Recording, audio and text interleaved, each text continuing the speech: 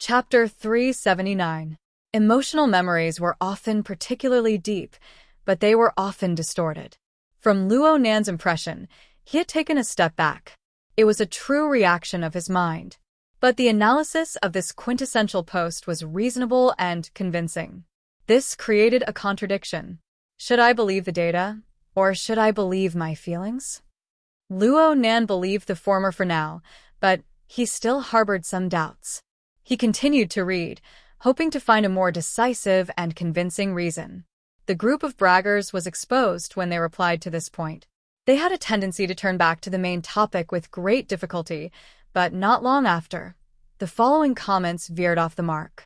The reason was that an ID called Unchangeable Gold had sent an emoticon of someone pinching their fingers fiercely. He added 3 simple words. I was wondering. This Unchangeable Gold was certainly a public figure. After his reply appeared, a long string of comments directly quoted the contents of his speech. It had become the center of the topic. Boss Gold has been exposed. Queen Wu, be careful of the hooligan. So that's how it is. Gold has always been like this. Boss Gold, represent headquarters in an expedition to Xia City. Most of these comments were from 3 years ago. They called out Her Majesty Empress, Wu's nickname from back in the day. The atmosphere was extremely enthusiastic. But this was not the most explosive point. A dozen or so messages later, a certain ID replied with the same quote from Unchangeable Gold. The content was even simpler. It was just a string of ellipses. But it was this simple symbol that caused a group of bored people to clamor as they pounced over. They replied one after another in remembrance. It was no wonder that they were not calm. The person who came later was the true source of all evil, the instigator of all evil. Wu Ming. No one knew what happened back then. The current ID of Her Majesty Empress Wu was dyed with the most distinguished purple gold color of the society. She was the symbol of a veteran, a powerful person, and a person with real authority in the society. After she personally replied, the comments below truly exploded. One could vaguely feel the fiery atmosphere of the time from the dense overlapping of the messages. But strangely enough, there were still people who came to pay homage to this temporary hotspot. Luo Nan scrolled to the end and saw that the latter half of the replies were mostly, Boss Gold is dead. Burn incense if you have something to do. Ambition is not far. The soul has returned. I don't believe that Boss Gold has disappeared. Sit and wait. Missing? The range of public figures who had been missing for 3 years was very small.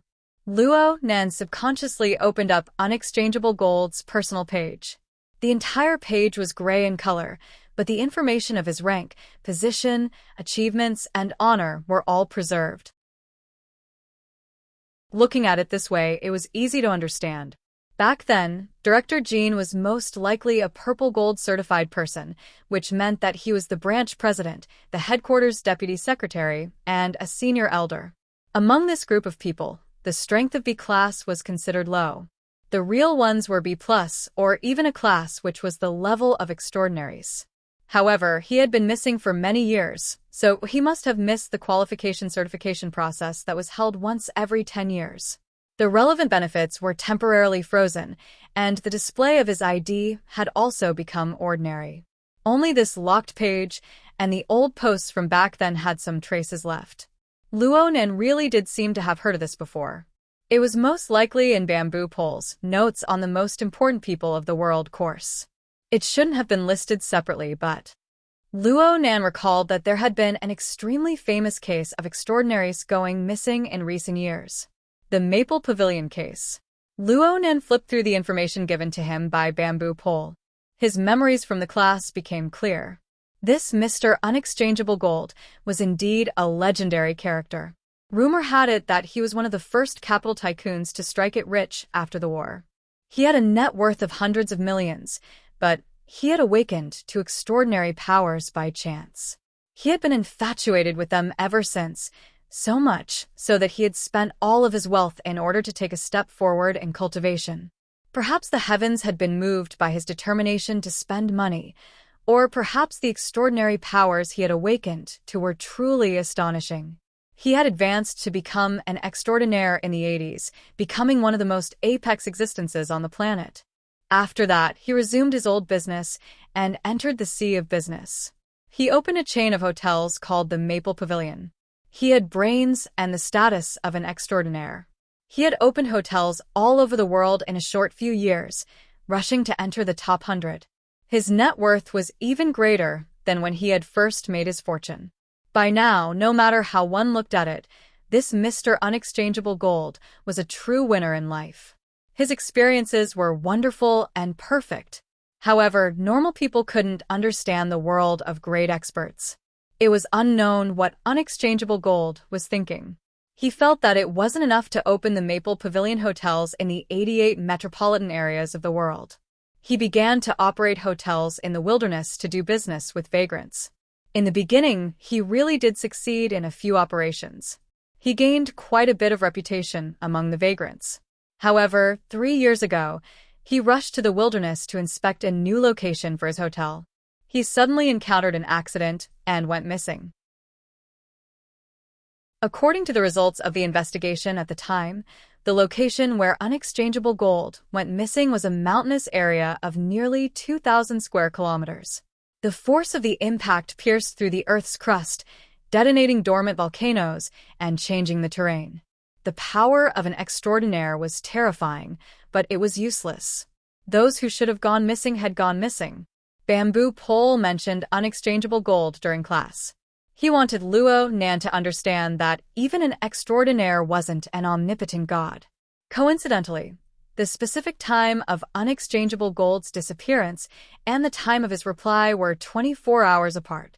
These were the last traces of him in public before he left the metropolitan area and entered the wilderness. In a certain sense, these words could be considered his last words. Luo Nan finally understood the reason for the abnormal number of replies to a boring topic.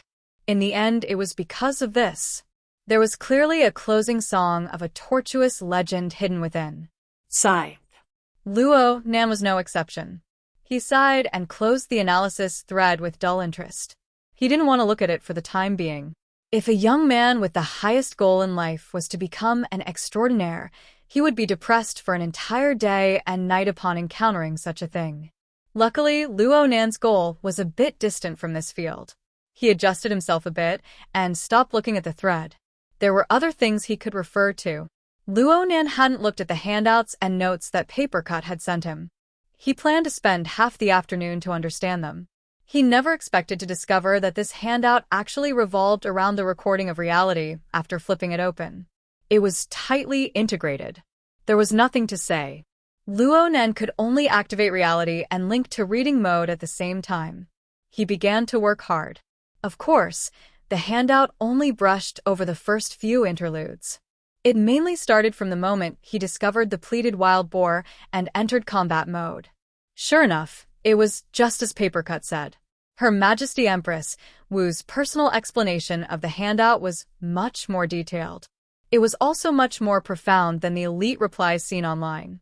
In the morning, Luo Nan used a mere 2 hours to train the condensation ring to a certain level. Because of this, he had some doubts about the technical difficulty and actual combat power of the entire dripping sword. But when Luo Nan saw the handouts personally produced by Her Majesty Empress Wu, he had to reflect on his own shallow understanding. Not only did Her Majesty Empress Wu give a thorough analysis of the condensation ring and the 5 auxiliary structures, she also mentioned many of the thoughts she had when making the video.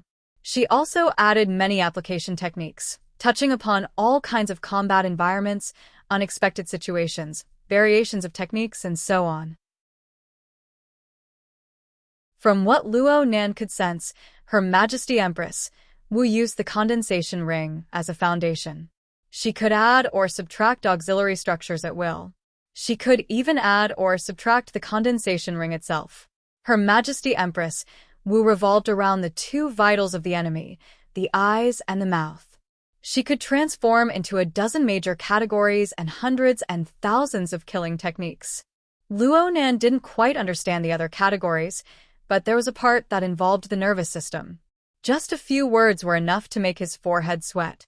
A small water droplet, through various ways of stimulating the nerves, could achieve 7 or 8 effects such as death, hallucination, paralysis, torture, and so on. Every move was highly maneuverable as long as one's controllability was up to standard. Such endless transformations, it was simply inconceivable. It was a pity. It was a pity that Papercut had no talent in this area and wasn't very interested. The notes he recorded were a bit superficial. It wasn't very satisfying to look at them. Luo Nan hated himself for feeling guilty last night. He just wanted to dodge Hiyuan's warning. Not only did he not get the heart-searing Blade video archive, he even skipped over the dripping sword. He read the handouts and notes from beginning to end, but he was not satisfied and wanted to read them again. He didn't expect to find another video at the end of the notes. It wasn't long, only 2 or 3 minutes. It was President Ouyang's concluding speech. Papercut had recorded it on the spur of the moment. At that time, there were more than 100 people sitting in the circular conference room. They were the backbone of the branch. Luo Nan looked around and found a few familiar faces. In the center of the conference room stood Ouyang Chen and Her Majesty, the Martial Empress. Slightly to the side, Old Man Yu sat in a wheelchair, occupying a corner. The 3 heavyweights of Xia City appeared in unison. The standard of this intermediate training class was already top-notch. This made Luo Nan look forward to next year's spring training class even more. Generally speaking, the host's speech, the concluding speech, and the like should be relatively empty. They were heavy on flattery and had no substantive content. At first glance, Ouyang Chen's path was also like this. However, his evaluation method and focus were quite to Luo Nan's liking. This was what President Ouyang had said. 50 years have been spent on contemporary research on supernatural powers, from nothing to the current classification. In this period of time, the number of applied techniques alone has exceeded 70,000. Mud and sand have fallen, and fish and dragons are mixed together. I recognize the vast majority of these techniques, but I don't believe that they have any practical value that can be passed down for a long time. These applied techniques are either simple and crude. Some are tedious and complex. Some are profound and abstruse. There are few exceptions. In the future, we will probably only see them in museums. Through them, we can feel this era of barbaric growth. But a year ago, I saw the dripping sword released by Lady Wu. Its usage requirements aren't high, and its consumption isn't great. The vast majority of awakened on the mental side can use it. However, it isn't a simple matter to use it well, to use it fully, and to use it to a high standard. After today's lesson, I am even more convinced that this simple technique can completely squeeze out the potential of an awakened. It can exhaust the imagination of an architect.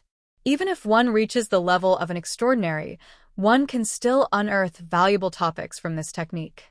The conference room in the video was in a bit of an uproar. Clearly, the participants were somewhat unable to accept President Ouyang's high evaluation. Ouyang Chen then gave his explanation. It looks like the dripping sword doesn't touch upon anything essential.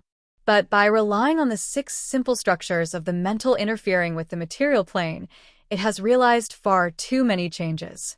It is like the basic material elements can form the entire world. We should also take note of the condensation ring at its most core position. It has an inconceivable possibility. On the microscopic plane, it achieves the highly efficient collection of water molecules through an extremely concise structure. It can completely replace the microscopic ability of extraordinaries. Why is it like this? I have yet to come to a conclusion, but this technique of going from simple to complex, from complex to simple, and switching between simple and complex at will is extremely mature, complete, and high-level. So much so that I believe that this is the result of 100 years in advance. As far as the present stage is concerned, there is no way to increase or decrease it. There is nothing to nitpick about. As a user, I can know how it is, but I don't know why it is. But as a researcher, I must bow and pay my respects to this genius and exquisite design. Then President Ouyang really did turn around. He bowed his back toward the faintly smiling Her Majesty Empress Wu. The video ended here. Truly kick-ass. Luo Nan gave this crude praise to both Her Majesty Empress Wu and to President Ouyang. Using an imprecise expression, a water molecule had a diameter of approximately 0.4 nanometers. Even though Luo Nan's soul strength had advanced by leaps and bounds, his precision was barely able to touch the micron level. There was still quite a bit of distance from the nanometer scale. Under normal circumstances, Luo Nan did not know how long it would take for him to effectively collect water molecules by relying solely on his soul strength. But now, a tiny basic structure had accomplished this. Luo Nan was unable to figure out the mysteries within with his current level of knowledge, no matter how hard he tried. The puzzlement was hard to resolve, but it was also full of admiration. So much so that Luo Nan had a thought. It seemed that bowing to this legendary lady was not unacceptable. Another afternoon passed after Luo Nan finished reading the handouts and notes. The condensation ring gathered a small bead of water by Luo Nan's side. It was the size of a fingertip. This was already the limit of its volume. According to Her Majesty Empress Wu, Luo Nan's usage belonged to the thankless type. However, even that legendary lady would never imagine that Luo Nan possessed a production line that produced an unending stream of soul strength. When the in and the out were completely disproportionate, there was no need to measure anymore. It was fine as long as he was willful. With a slight stir of his thoughts, the bead of water he controlled was like a sword pill from a novel.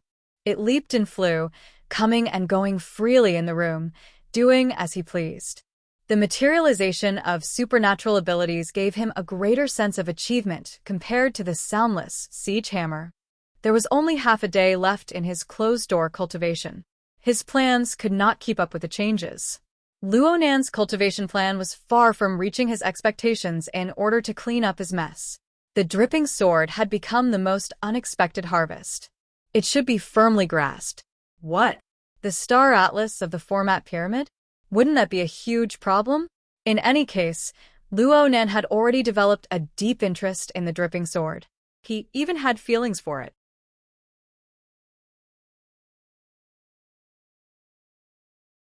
Chapter 380.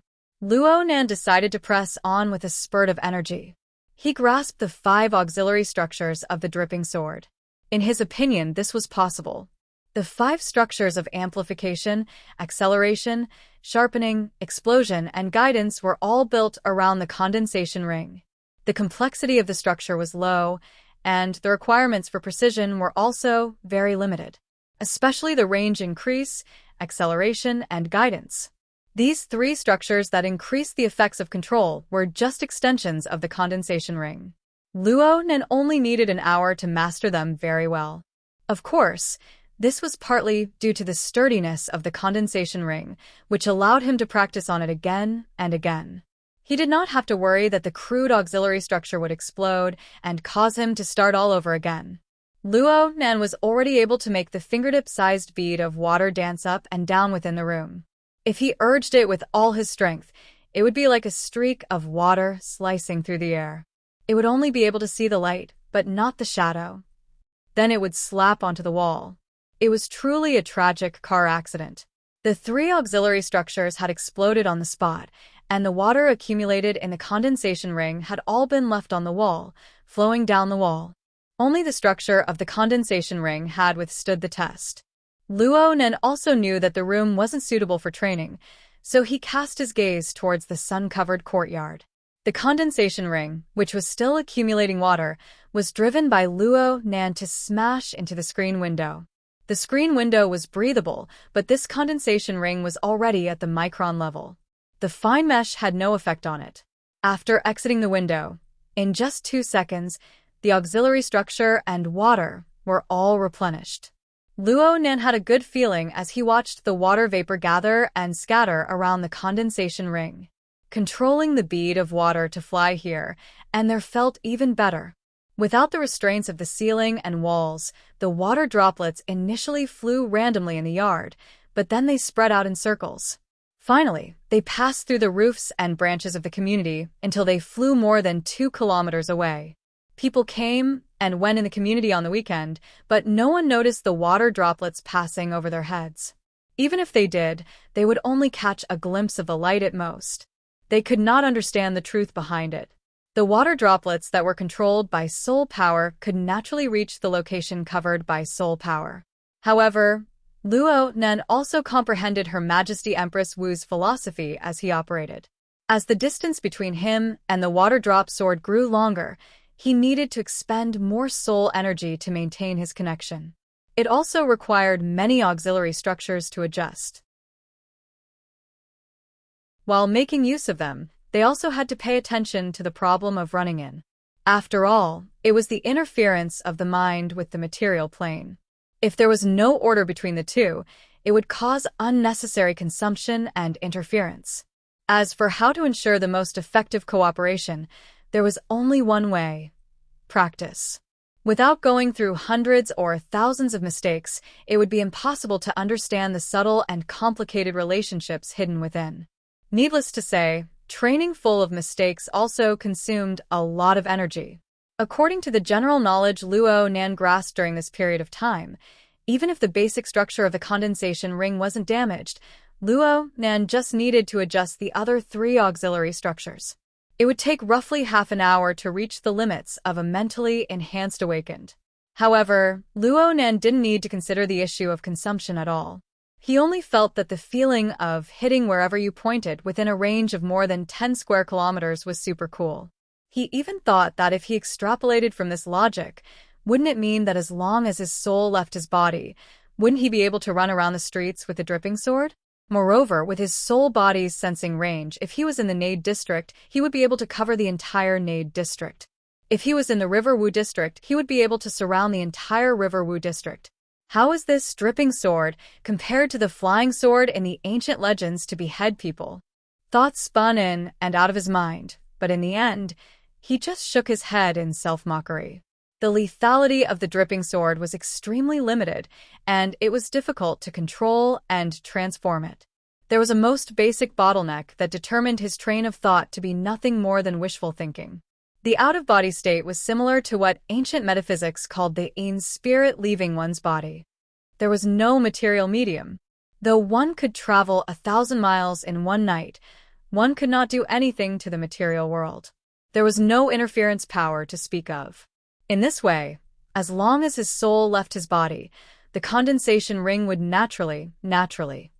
Luo Nan's mind was suddenly stupefied.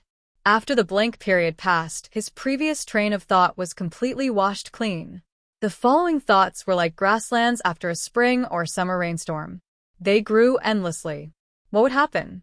What would happen to the condensation ring after his soul left his body? That's right. Soul strength needed to have a material medium in order to be used in the material world. If he first left his body and then made the condensation ring, his interference power would not reach a certain level. He would never be able to carve it into shape.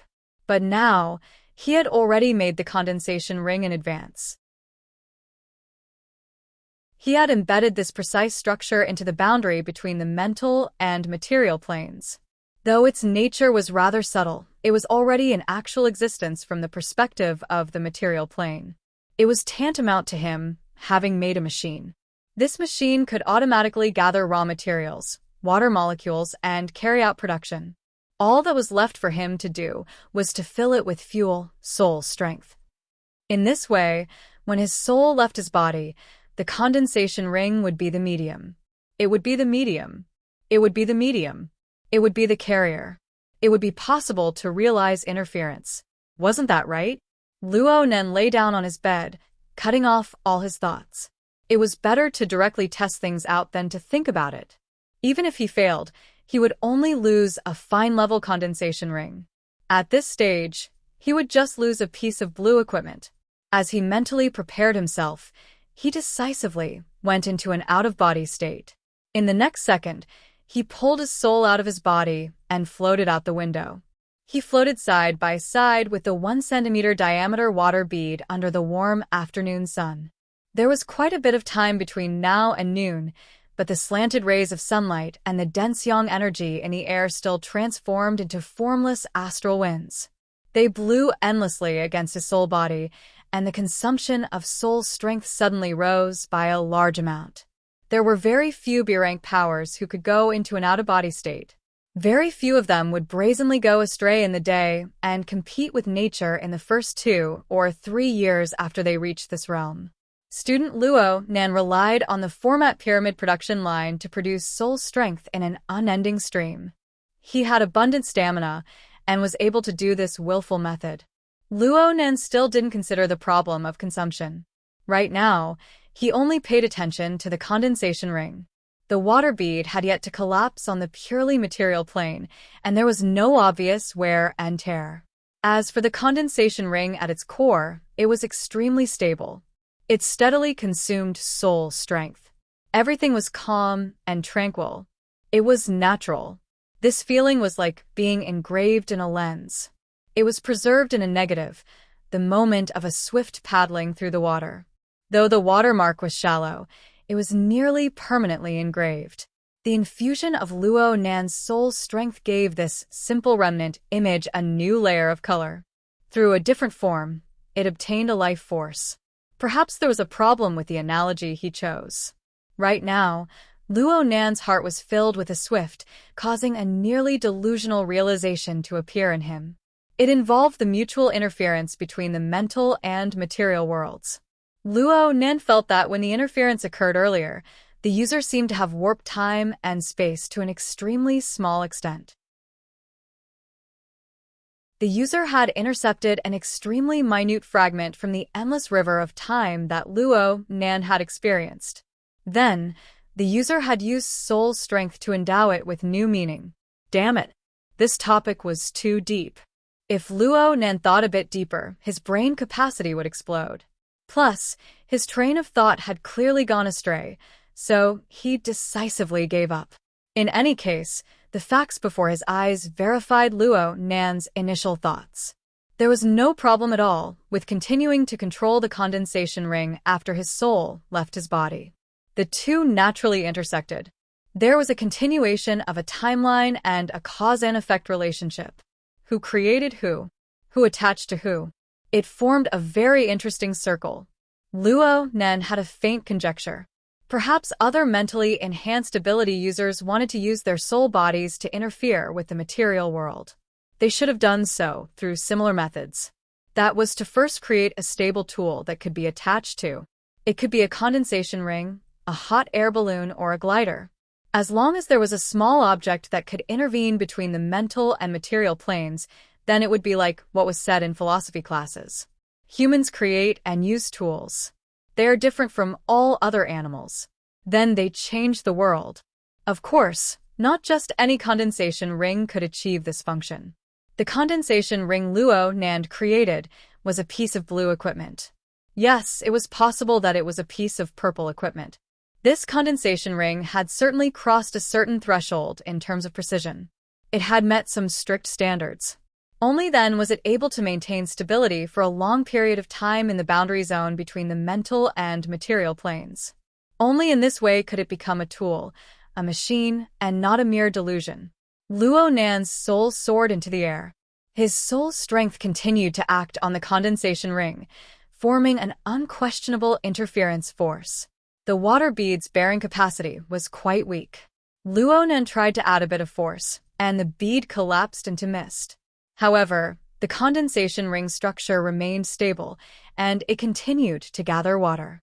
Luo Nan certainly needed to make adjustments if he wanted to go a step further. Luo Nan pondered over the technique within, but his brain was a bit too excited right now. His train of thought was erratic and hard to control. He had just had some inspiration for micromanipulation when a string of seemingly splendid thoughts suddenly burst forth in his mind.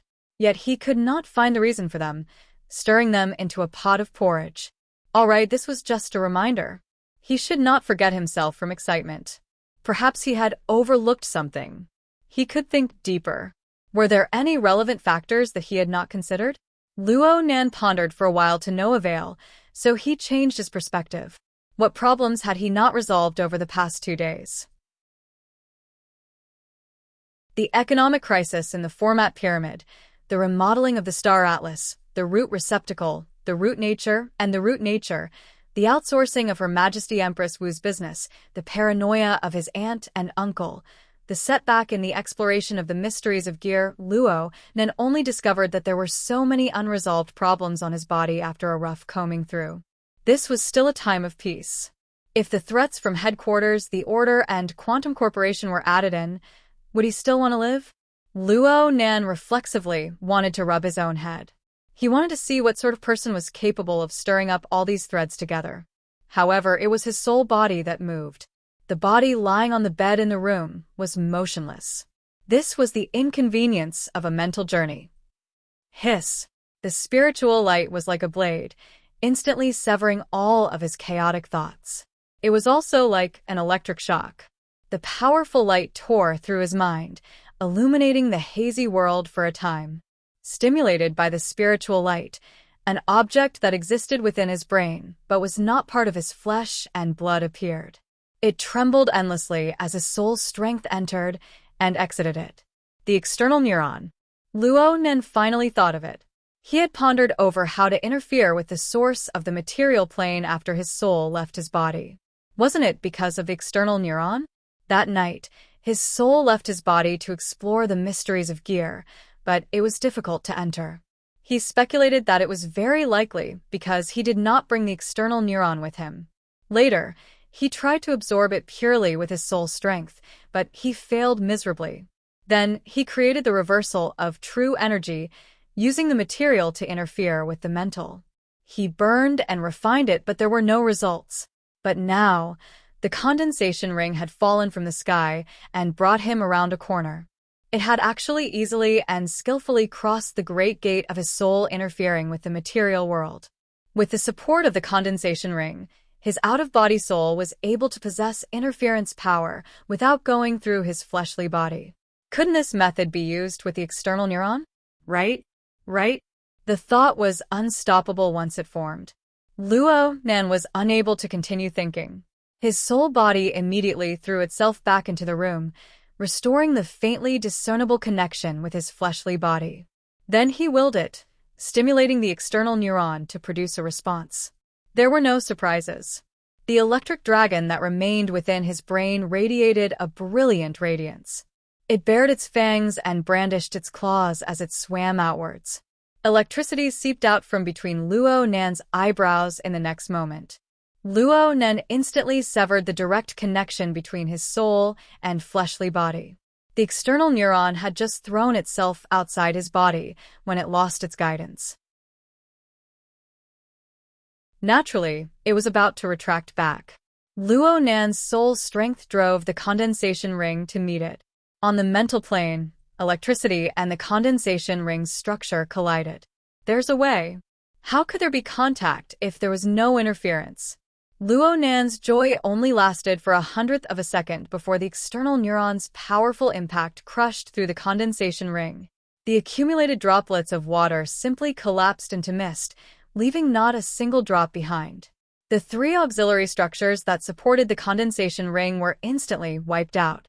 As for the condensation ring itself, it shook violently. Luo Nan's heart sank. Was the condensation ring's carrying capacity still insufficient? Before Luo Nan could find a basis for his rising and falling emotions, the electricity of the external neuron instantly split apart. It actually followed along the structure of the condensation ring, changing and flowing. It was like a special kind of ink that followed along the traces in the void to re-inject itself. In turn, Luo Nan's soul strength was affected by the pull. It followed the traces left in the void and walked once more. Luo Nan had a clearer understanding of this process. Oh, that's not right. How was this filling? This was simply using the structure of the condensation ring as a mold. Electricity took the lead, and the main body of the external neuron came afterwards. Holy crap! Luo Nan could only watch helplessly as the condensation ring he was so proud of exploded by the external neuron. There was no luck to speak of. Even though Luo Nan had repeated the phrase "blue equipment" 10,000 times in advance, his heart still twitched when things came to a head. It was a good thing that he didn't scream. Just as he hated that he couldn't beat his chest and stamp his feet, a certain stimulus flashed in his mental senses. It was like a red-hot branding iron that pressed down. Luo Nen finally couldn't hold it in. Even though he was in his soul-body state, he still let out a cry. A structure of flowing electricity appeared in the void. It had a diameter of 0.02 millimeters and a thickness of about a quarter. Its shape was smooth and round without edges. It was like a hollow donut, but the volume was completely incomparable. This hollow structure floated in the void, steadily seizing and absorbing Luo Nan's soul strength. At the same time, it absorbed the water molecules in the atmosphere, quickly forming a scale. The first droplet of water was gathered, reflecting the sunlight. It was a riot of colors, like a condensed rainbow. This was the external neuron, but at the same time, it was also the condensation ring. A dove taking over a magpie's nest? Or perhaps it was a rebirth.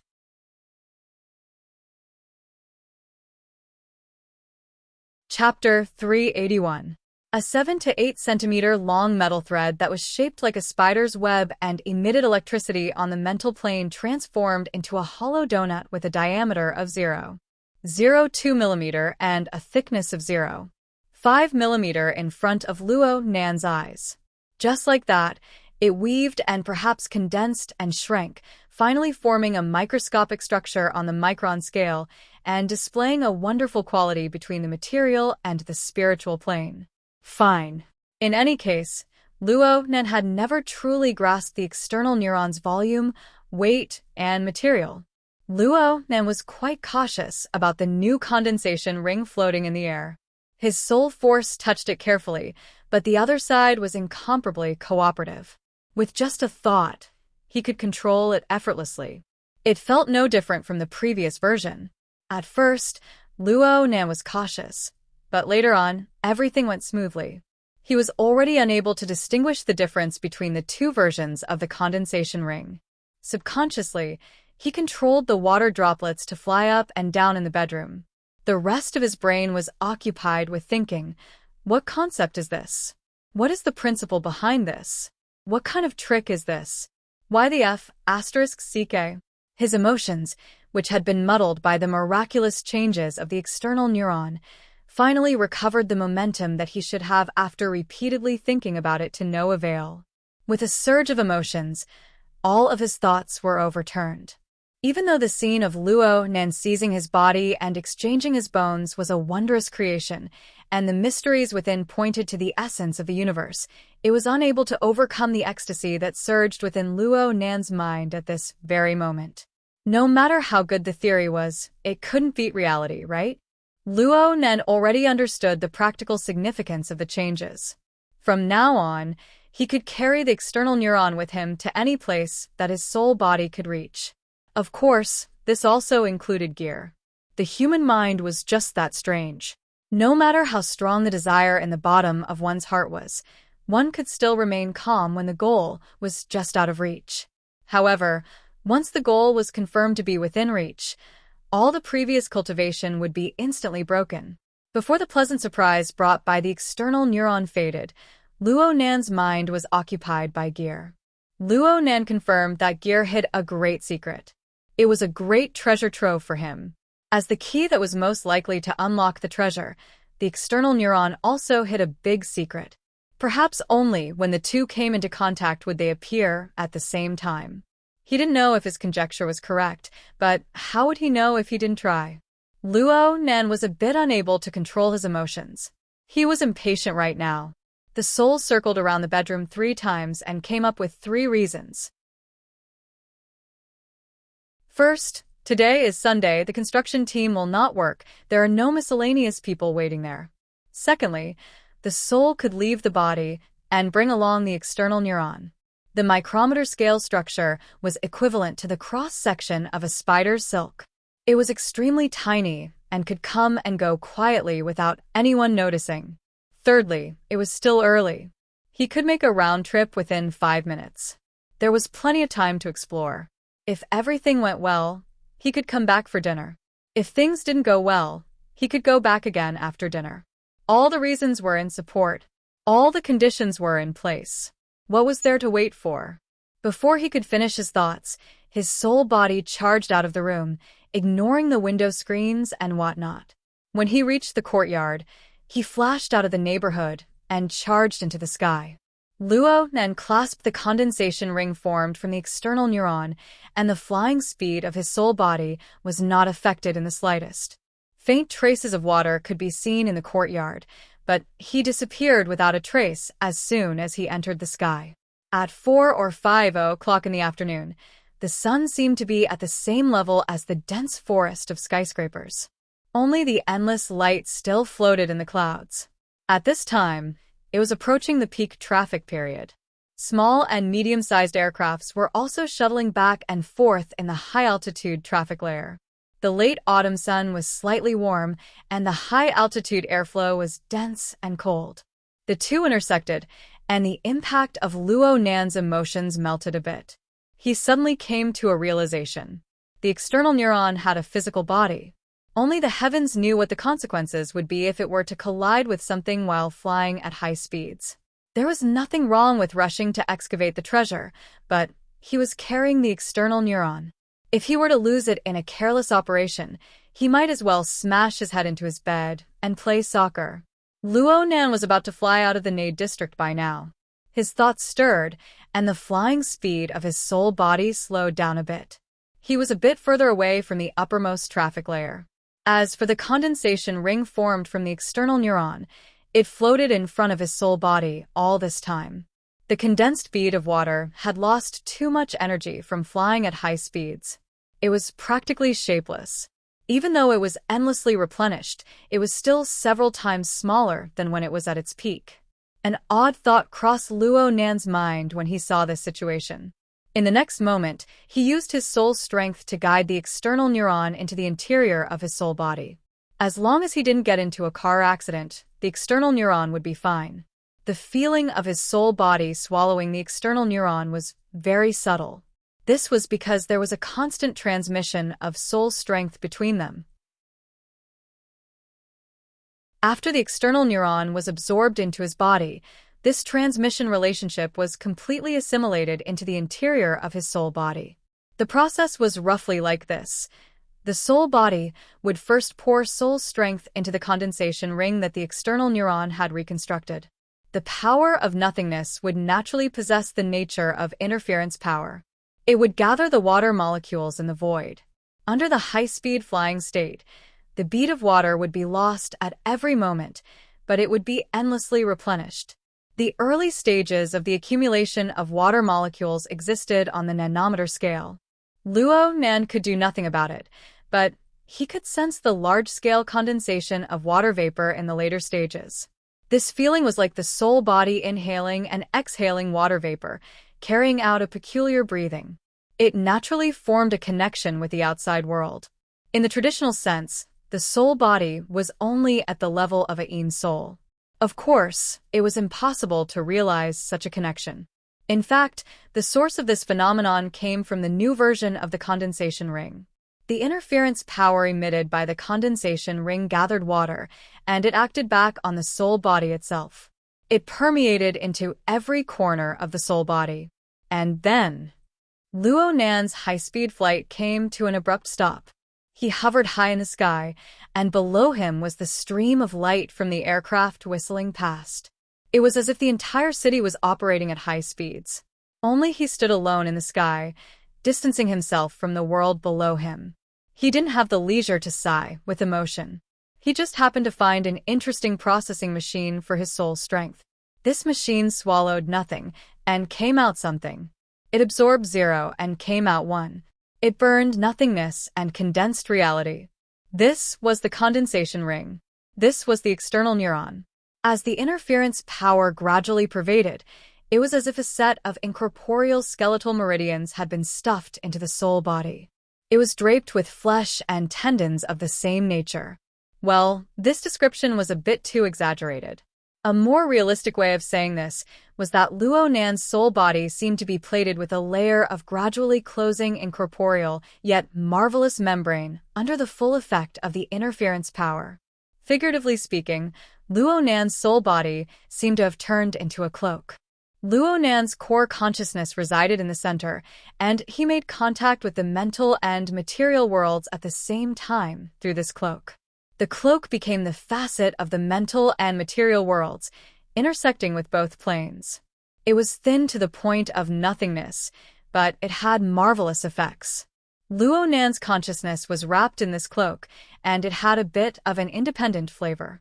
It seemed that there was an indescribable layer of separation between the mental and material planes. The feeling was subtle. The current Luo Nan was no longer on any plane. Instead, he existed in the interlayer between the mental and material planes. Wherever his mind went, he would sink in that direction. Of course, he was in a soul-body state right now, so he naturally leaned towards the mental plane. The resistance he faced on this side was minimal, close to zero. Forcefully interfering with the material plane would certainly consume a lot more energy, and there would be a few more links. But no matter how much energy was consumed, it was still a breakthrough in his essence. Luo Nan's consciousness suddenly flashed, and the incorporeal cloak stirred. It heavily smacked the nearby void under the surge of soul strength like a storm. Wind appeared out of nowhere under the sunlight, and it transformed into a fine stream. It spun and traveled several dozen meters away, nearly brushing past the upper edge of the high-altitude traffic layer before finally dissipating. The stream of air went far away, and Luo Nan's state of mind was like a whirlpool, endlessly turbulent. However, his state of mind had swelled to the extreme by the time the stream of air dissipated. See? Such a crude attack pattern was able to cause considerable turbulence in the material world. What did this mean? It meant that Luo Nan had leaped out of the stage of soul embodiment, the level of a Yin god. He could truly interfere with the material world, shifting the interference force from the tiny structure of the condensation ring to the entire world. Such progress was like jumping from the ground to the clouds. But under the catalysis of the external neuron, it was logical and natural. This was because this was a jump from nothing to something. It was a qualitative change from 0 to 1. 1 begets 2, 2 begets 3, and 3 begets all things. It evolved into limitless possibilities. It was impossible to overstate the great significance of the external neuron from this perspective. And to put it bluntly, all of this was brought about by the external neuron. How did it accomplish this? In the end, what kind of product was it? What else could it do? It could serve as the framework for Luo Nan's God Gear. It could serve as the materialization of the structure of nothingness. It could serve as the pivot for the transformation of soul strength. And all of this seemed to have only unearthed a small side of the external neuron. It could do much more. For example, gear, gear, gear, gear, gear. The more doubts Luo Nan had in his mind, the more expectations he had for gear. He knew that this sort of mentality wasn't healthy, but he was unable to endure it no matter what. His soul body suddenly entered a state of flight once more, and its speed increased. Right now, his connection with the outside world grew more and more real. His perception of the late autumn setting sun and the high-altitude cold wind grew clearer and clearer. It was to the point where he forgot himself. He roused his power and howled to his heart's content. He didn't deliberately attack the material world, nor did he have the substantial power to stir the void. But the incorporeal attack on the mental plane still rapidly spread in all directions. It was fortunate that Luo Nan hid himself deep enough on the mental plane. He didn't go to a depth where most ability users could probe and create a major event. Even if he did create a major event, Luo Nan couldn't care less. He cut into the Pingjiang district of Acumen College in the blink of an eye. Gear was already in sight within the range of his mental senses with a radius of over 20 kilometers. At this very moment, there was nothing else that could attract Luo Nan's attention other than gear. But there was a difference in the magnitude of the attractive force within the various regions of gear. Luo Nan's mental senses covered the area, and he locked onto the westernmost region of the building on the ground of gear. It was a large atrium 50 meters deep and 20 meters in diameter. With a sudden jump, Luo Nan's soul body cut into gear. He arrived within the atrium and floated in the center. His feelings of urgency and anticipation suddenly transformed upon reaching his destination. Luo Nan began to become nervous. He was just as anxious as he was before. He was just as anxious as he was now. His emotions transformed to the fullest, not missing a single bit. The fluctuations of his mood didn't affect his perception at all. Within the atrium, the entire structure of gear guided and gave birth to a chilling aura. It was just like what he experienced on that night. Wave after wave of energy gathered here. After the orderly flow of energy shifted, this place lost all dominance and became chaotic. The ticking sounds rang out on the mental plane. They seemed to have a clear rhythm, but they didn't have any direction. It was like someone had purposely messed up a password lock, waiting for a successor who knew the secret to come and crack it. Of course, the successor would need to bring a special key. Luo Nan's soul body floated in the air. He suppressed his turbulent emotions and sensed earnestly for a moment. He confirmed that the current situation was no different from that night. He followed the solution from last time and gave himself a boost. He stirred the chaotic aura within the atrium once more. Last time, Luo Nan's boost revealed a classical visualization structure. It was the geometrical figure of a tetrahedron, inscribed sphere, and circumscribed sphere. But as the format pyramid transformed into a star atlas, the external symbol this time changed into a rotating nebula. Its appearance was greatly different, but the effect was the same. It gave this space a thrust of order. It began the process of cyclotron acceleration like a particle accelerator. Once this process began, there was no option to slow down or stop it. Luo Nan's soul body floated alone in the atrium.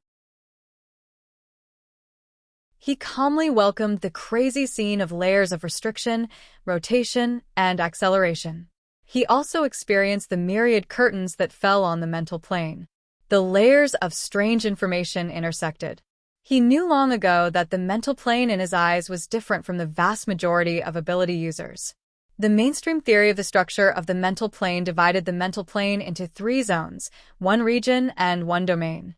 It was simple and clear. But from Luo Nan's perspective, the mental plane was a deep multi-layered structure. There were hundreds of layers, thousands of layers, and there was no end. The vast majority of phenomena on the mental plane of the inner world could be calmly explained using general theory.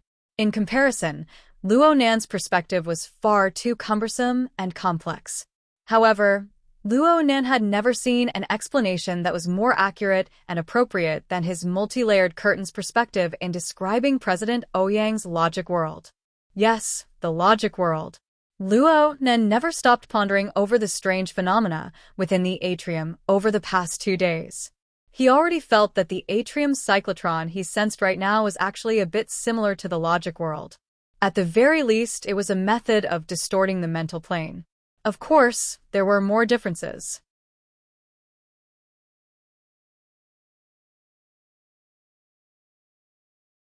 Chapter 382.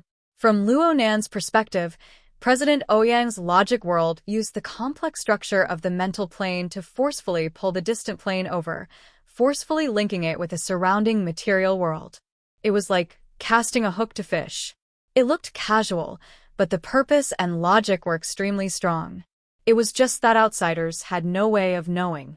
The atrium cyclotron took the form of the order bestowed by Luo Nan as the core. It stirred forcefully, causing the nearby region to weave and twist, pushing outwards layer by layer. It was like grabbing one end of the bedsheet and twisting it forcefully. This would cause the other end to spin, pushing it closer and further. On the other hand, the logic world already had a blueprint and was constructed layer by layer. As for the atrium cyclotron, it started from the inside out. First, it changed itself. Then it probed into the distance. One was building a house. The other was the telescope. It could be seen that the effects of soul strength were different. The structures and algorithms were different. The results were as different as heaven and earth. Luo Nan had always suspected that the huge increase in the range of his mental senses after that night was due to the effects of the telescope structure. Right now, the information gathered by the telescope was gradually enriched. The gray-white light smeared and interweaved on the mental plane, gradually materializing to reveal the marvelous landscape of the clouds high in the sky. But no matter how close the telescope's perspective was, the real situation was still separated by a layer. Last time, Luo Nen had fallen here. It was impossible to truly touch the cloud world that he yearned for day and night with just the telescope's structural model. It was something that Luo Nen could only do if he didn't rely on external objects. But today, he had the external neuron. The external neuron didn't have any particularly obvious reactions during the early stages of the Far-Gazer realm's formation.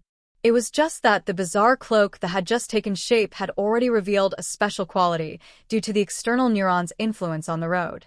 The cloak warped and rippled within the rapidly rotating atrium vortex, but it maintained an inconceivable degree of flexibility and independence. It continued to display its ability to interfere with the mental and material planes. Because of this, the myriad curtains that fell on the mental plane were connected to the surrounding material environment through the cloak. It was just a little bit, but it was like the cloak when it took shape. It achieved a breakthrough from zero. This allowed Luo Nan to realize a small portion of the effect similar to the logic world. It formed a warped independent region around his soul body. The problem was that the most powerful aspect of the logic world lay in its logic. That was the decisive factor in its construction. Luo Nan did not possess that sort of logic. After the interference between the mental and material planes was achieved, the corresponding area no longer belonged to the scope of the faraway realm structure. There was no specific order, and it was purely a superfluous thing. It would also increase the burden of the soul body. In just a few short seconds, the cloak had become a little sluggish. The excessive structure directly affected the efficiency of the soul energy conversion. As the situation continued to worsen, the external neuron, which was the center of the conversion, was finally stimulated. The condensation ring constructed by the external neuron showed signs of instability for the first time. Some of the lines were extracted from the condensation ring and reached the center of the structure of the condensation ring, where they performed new structures on the microscopic level. This was a completely spontaneous action of the external neuron. Luo Nan's consciousness did not participate. In fact, the scale of the fabric this time had already been probed down to the micron level. It exceeded the precision of his senses. Were it not for the fact that the external neuron and his consciousness were tightly linked together, Luo Nan would not even have the slightest of senses. Though this was the case, Luo Nan's state of mind was pounding and throbbing. He gradually became high-spirited. He was unable to clearly probe the composition of the external neuron, but the chilling aura and the myriad of changes in the curtains were clear to see. During the rotation-acceleration process, the chaotic, distorted interference between the mental world and the material world began to show regular fragments. The corresponding interference forces no longer conflicted and melted each other.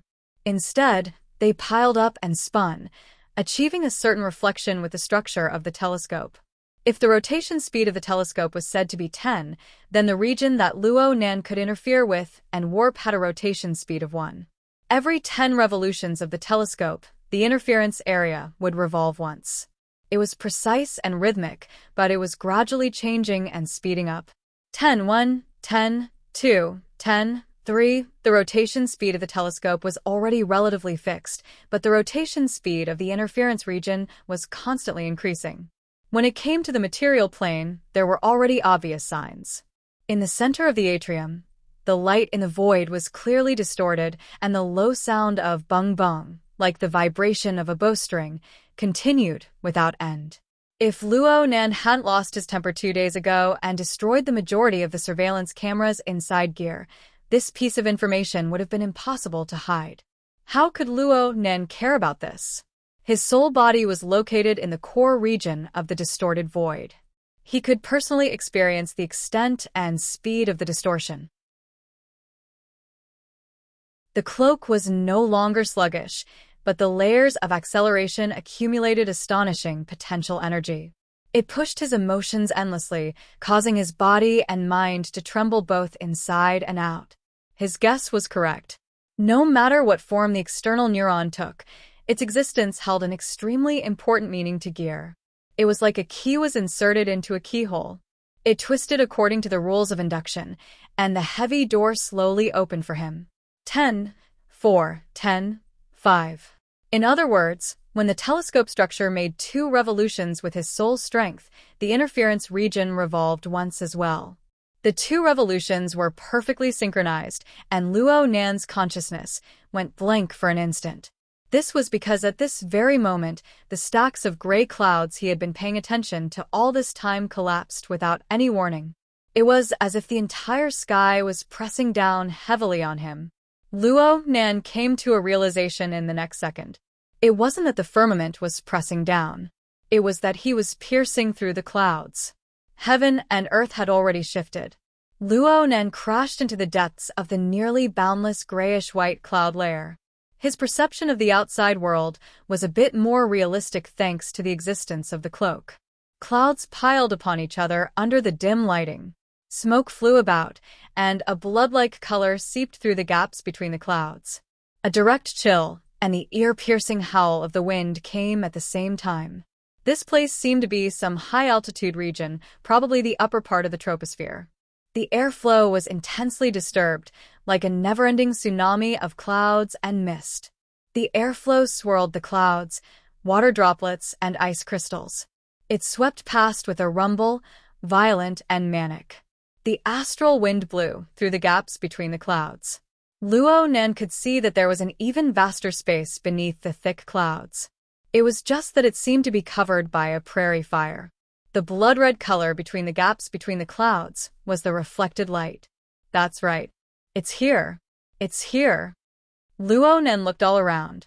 He saw the cloud world that often appeared in his dreams, and he personally experienced this absurd yet realistic scene. Even though he didn't know where he was and it was hard to distinguish between things, his impatient and unavoidably absent-minded emotions from the past 10 days finally knocked the last nail in his coffin, and it fell to the ground with a bang. He let out another howl under his impassioned excitement. This time, the cloak stirred the clouds and ice crystals, and a wave of grayish-white air rumbled out. But soon, it was swept flat by the fierce, whistling, high-altitude astral wind. It was annihilated within the surging and flowing clouds, leaving no trace behind. The vile environment of this place could be seen at a glance. However, no matter how vile the environment was, Luo Nan, who had entered in his soul-body form, received the same effects as nothing. It wasn't like last time, when he had entered with his fleshly body in a muddle-headed and relaxed manner. Since he didn't have the ability to fly, he fell madly all the way. It was hard not to be flustered under the darkness of the sky. He held on for a dozen or so seconds, worried that he would fall to the ground and die without a corpse, so he could only move out. He never expected that it would be so difficult to enter again. In any case, it was hard for Luo Nan's imagination to run wild when faced with such a vast world and experienced such a marvelous and strange place. In the final phase of Gear's atrium, the telescope became a silo under the magical effect of the external neuron. Luo Nan was directly transported to this cloud layer of unknown origin and unknown position. Only the heavens knew how far this place was from Xia City and Gear. A few hundred kilometers? He had never heard of a similar environment around Xia City. Tens of thousands? All right, this was very fantastical. It was very pretentious with extraordinary power. It was useless to let one's imagination run wild. Though it was difficult for Luo Nan to enter this place this time, he was 1,000 times more relaxed than last time. He decided to observe carefully and gather as much information as possible to provide a basis for his later judgment. Observation and reconnaissance had always been Luo Nan's strong suit. Pure observation combined with the living starry sky gave him an effective observation range of over 20 kilometers. Aside from extraordinaries who were unable to grasp accurately, this was a top-notch observation range in the modern world. And as the saying goes, knowing oneself speaks for itself. After Luo Nan comprehended the principle of the structure of the telescope, the utilization of his soul's strength had a clearer goal. He consciously adjusted and optimized it, and there was still considerable potential to be excavated. If this continues, it won't take too long to break through with an observation range of 25 kilometers. But who the hell can tell me which part of the world has a cloud layer that exceeds 50 kilometers in thickness? And it doesn't even have a boundary? Luo Nan was at the peak of a young man's memory. His general knowledge of geography was quite decent. He remembered that the relevant course had taught him that it was impossible for the cloud layer to exceed the height of the troposphere. And the Earth's troposphere was the highest at the equator. It was only 17 or 18 kilometers. The polar regions were only 8 or 9 kilometers. What the hell was 50 kilometers? Yes. He was too timid last time. He couldn't hold on for more than a dozen seconds before fleeing. According to the results of his observations, how could he live up to the cloud layer thickness if he didn't freefall for 5 minutes? His sole body floated within the cloud layer, staring blankly for a while. During this time, the two sides of the cloak interfered, condensing mist for him to form a blurry human silhouette. It was very likely that it would become more lifelike if this continued for a period of time. Luo Nan didn't care about this. He had already begun to feel that something was wrong. Not to mention the thickness of the cloud layer, the blood-red color within the cracked and warped cloud crevices did not fade for a long time. He had previously taken it for granted that this was the influence of a great fire burning on the surface of the earth below, or perhaps a volcanic eruption. He was even prepared to use this to further clarify the specific coordinates. But right now, the range of his mental senses, which he was so proud of, couldn't even go beyond the cloud layer, let alone confirm a volcano. Moreover, was it really a volcano? Luo Nan was deeply doubtful. His observation continued. The living stars were spread out, displaying a simple ecological map within the range of the mist. A few believers continued to display their usefulness in the surroundings of the core star cluster of the self format, but the life forms further away had already switched to another group. It would be quite awkward to say another group. The cloud region was inconceivably vast, but the density of life forms was truly urgent. Luo Nan could only detect 2 or 3 kittens within the range of his senses of over 20 kilometers. Oh, right. What did he say just now? Kittens? Luo Nan's thoughts had yet to come to a realization when a thick cloud suddenly exploded a dozen meters in front of him. Smoke scattered in all directions. A dark red shadow flashed into existence out of thin air. It was as swift as lightning, smashing through the cloud layer and pouncing in front of Luo Nan in the blink of an eye. A thick and long arm smashed over, and its sharp claws distorted Luo Nan's perception. Only now did the boiling murderous aura appear with a rumble. Not only on the material plane but on the mental plane as well. It brought forth a terrifying attack akin to an eruption of lava. The change happened right in front of him. There was no room for him to operate his thoughts. Luo Nan could only make the most instinctive reaction. The cloak interfered with the mental plane to the greatest degree. He ignored everything else, and his soul body escaped to the deepest depths he could reach on the mental plane. The blurry silhouette formed from the mist exploded and shattered, turning back into water smoke. The attack on the material plane had hit nothing but air. But the most fatal attack was still on the mental plane. He had been thinking of a volcano just now, but now there really was a volcano erupting on the mental plane. It was as if Luo Nan had returned to the time when he first saw the terrifying might of the human-faced arachnid. He looked at the enormous specter that was burning and expanding in the void. The specter faced the sky and roared, extending its claws to strike over. It was truly like an erupting volcano, a pillar of turbid smoke and fire that smashed into the clouds. The mental plane trembled and swayed. The burning demonic claw, brimming with the desire to destroy, chased after the tail of Luo Nan's soul body. It crushed through several hundred layers of the curtain structure of the mental world to form a shadow behind Luo Nan. Luo Nan could already feel the breath of the Grim Reaper. However, the Grim Reaper's scythe was unable to hook onto its target in the end. Luo Nan didn't know just how deep he had dived into the mental plane. He only knew that the burning demonic claw had crushed through nearly 1,000 layers of curtains in succession before finally reaching its limit. No matter how much it ignited with its killing intent, burning through and warping the majority of the mental plane, it was ultimately unable to crash into the level of Luo Nan's soul body. It was just a little bit off, but it was still not enough. And in reality, the powerful attack missed. The dark red shadow completely disregarded the laws of matter. Its figure came to a halt like a steel nail, smashing into the clouds. It seized the position of Luo Nan's cloud aura silhouette and used malevolent eyes to stare fiercely at Luo Nan. What the hell was that? Luo Nan was both shocked and furious. His reaction to stress just now was truly extraordinary. It was all thanks to his soul body. If his fleshly body had come in, wouldn't he have been smashed into a meat patty just now? No, from the speed and strength of the attack just now, he would probably have been blasted into smithereens. He would have died without an intact corpse. It was fortunate that he hadn't encountered such a situation the last time he came in.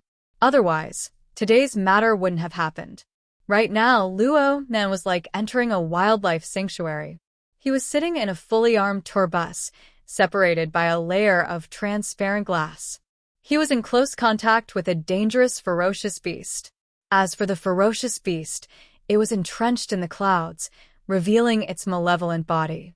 Its height should be between 5 to 7 meters. The reason why there was such a large discrepancy was because its body was crooked like an ape. Its forelimbs hung down, making it hard to judge.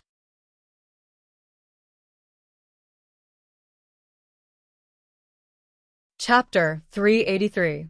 The skin of the beast was dark red, and its bulging muscles were covered with a layer of fine scales. Its bald skull was wrapped in a thick layer of wrinkled skin. The top of its skull was deeply caved in, and its eyes bulged out. Its pupils were dark red, and its background was dark yellow. Its mouth and nose were almost indistinguishable, forming a circle of dark purple that looked like a paste. Saliva flowed from its mouth, making it ugly and ferocious. Just by looking at its appearance, there was no doubt that it was some kind of mutant species. It looked a little like a gibbon, but it was 100 times uglier. Luo Nan didn't know whether or not this fellow belonged to the type of mutant that had already been discovered. In any case, he had no impression of it at all, so he gave it the name of Mush-Mouth Ape at the last minute.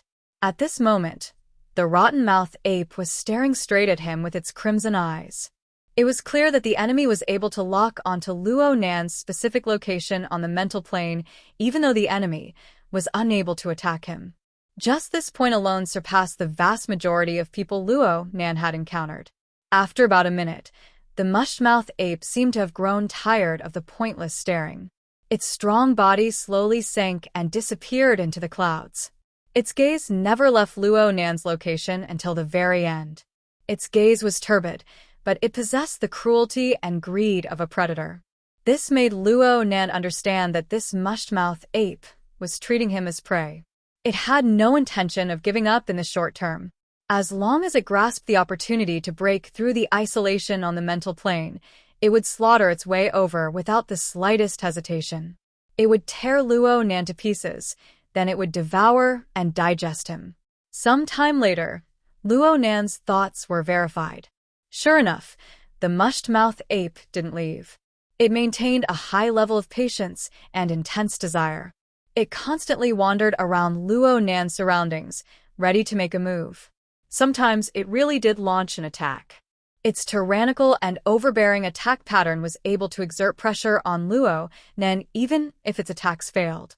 From this point alone, the mushed-mouthed ape truly lived up to its name as a top predator. It was trying to turn a failed ambush into a marathon of death that tested its endurance and determination. Controlling his soul in the depths of the mental plane at all times to avoid the attack range of the mushed-mouthed ape was indeed quite tiring. He had to use the cloak to interfere at all times, and the consumption of his soul power was considerable. But it needed to be emphasized once more. Luo Nan wasn't afraid of consumption.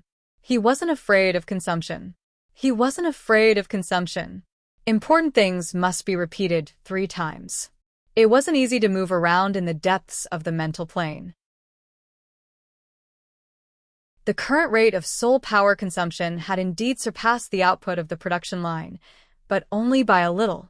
It was like the evaporation of seawater by the sun. Although the amount was considerable compared to the total amount of seawater, the consumption was negligible in a short period of time. If Luo Nan wanted to, he could race this mushed-mouth ape for several days and nights. They would see who would tire out first. However, Luo Nan didn't have any thoughts of torturing himself. He was even more unwilling to waste his precious time on a meaningless chase. After taking the opportunity to observe for half an hour, he sped up with all his might. With the astonishing flying speed of his soul body, he forcefully shook off the mushed-mouth ape's pursuit and regained his peace. Even though Luo Nan had gotten rid of the threat, he saw that the cloud region that Gear and the external neuron had guided him to had such a vicious being. This greatly exceeded Luo Nan's expectations. Luo Nan wasn't purely observing the mutant during the previous half hour of pursuit. He followed the scouting method he had just learned not too long ago. He circled around a temporarily set center, crossed and flew, and did his best to expand the range of his senses. He was unable to obtain an exact number at the moment, but he made a rough estimate. His soul body continued to expand outwards at high speeds. The cross-sectional area it covered probably exceeded 10,000 square kilometers. It was a vast airspace with a diameter of 100 kilometers. It was equal to the size of the core city area of Xia City. But not only did he not discover the limits of the cloud layer, even the top, bottom, and four directions became blurry in the end. Only one thing was clear.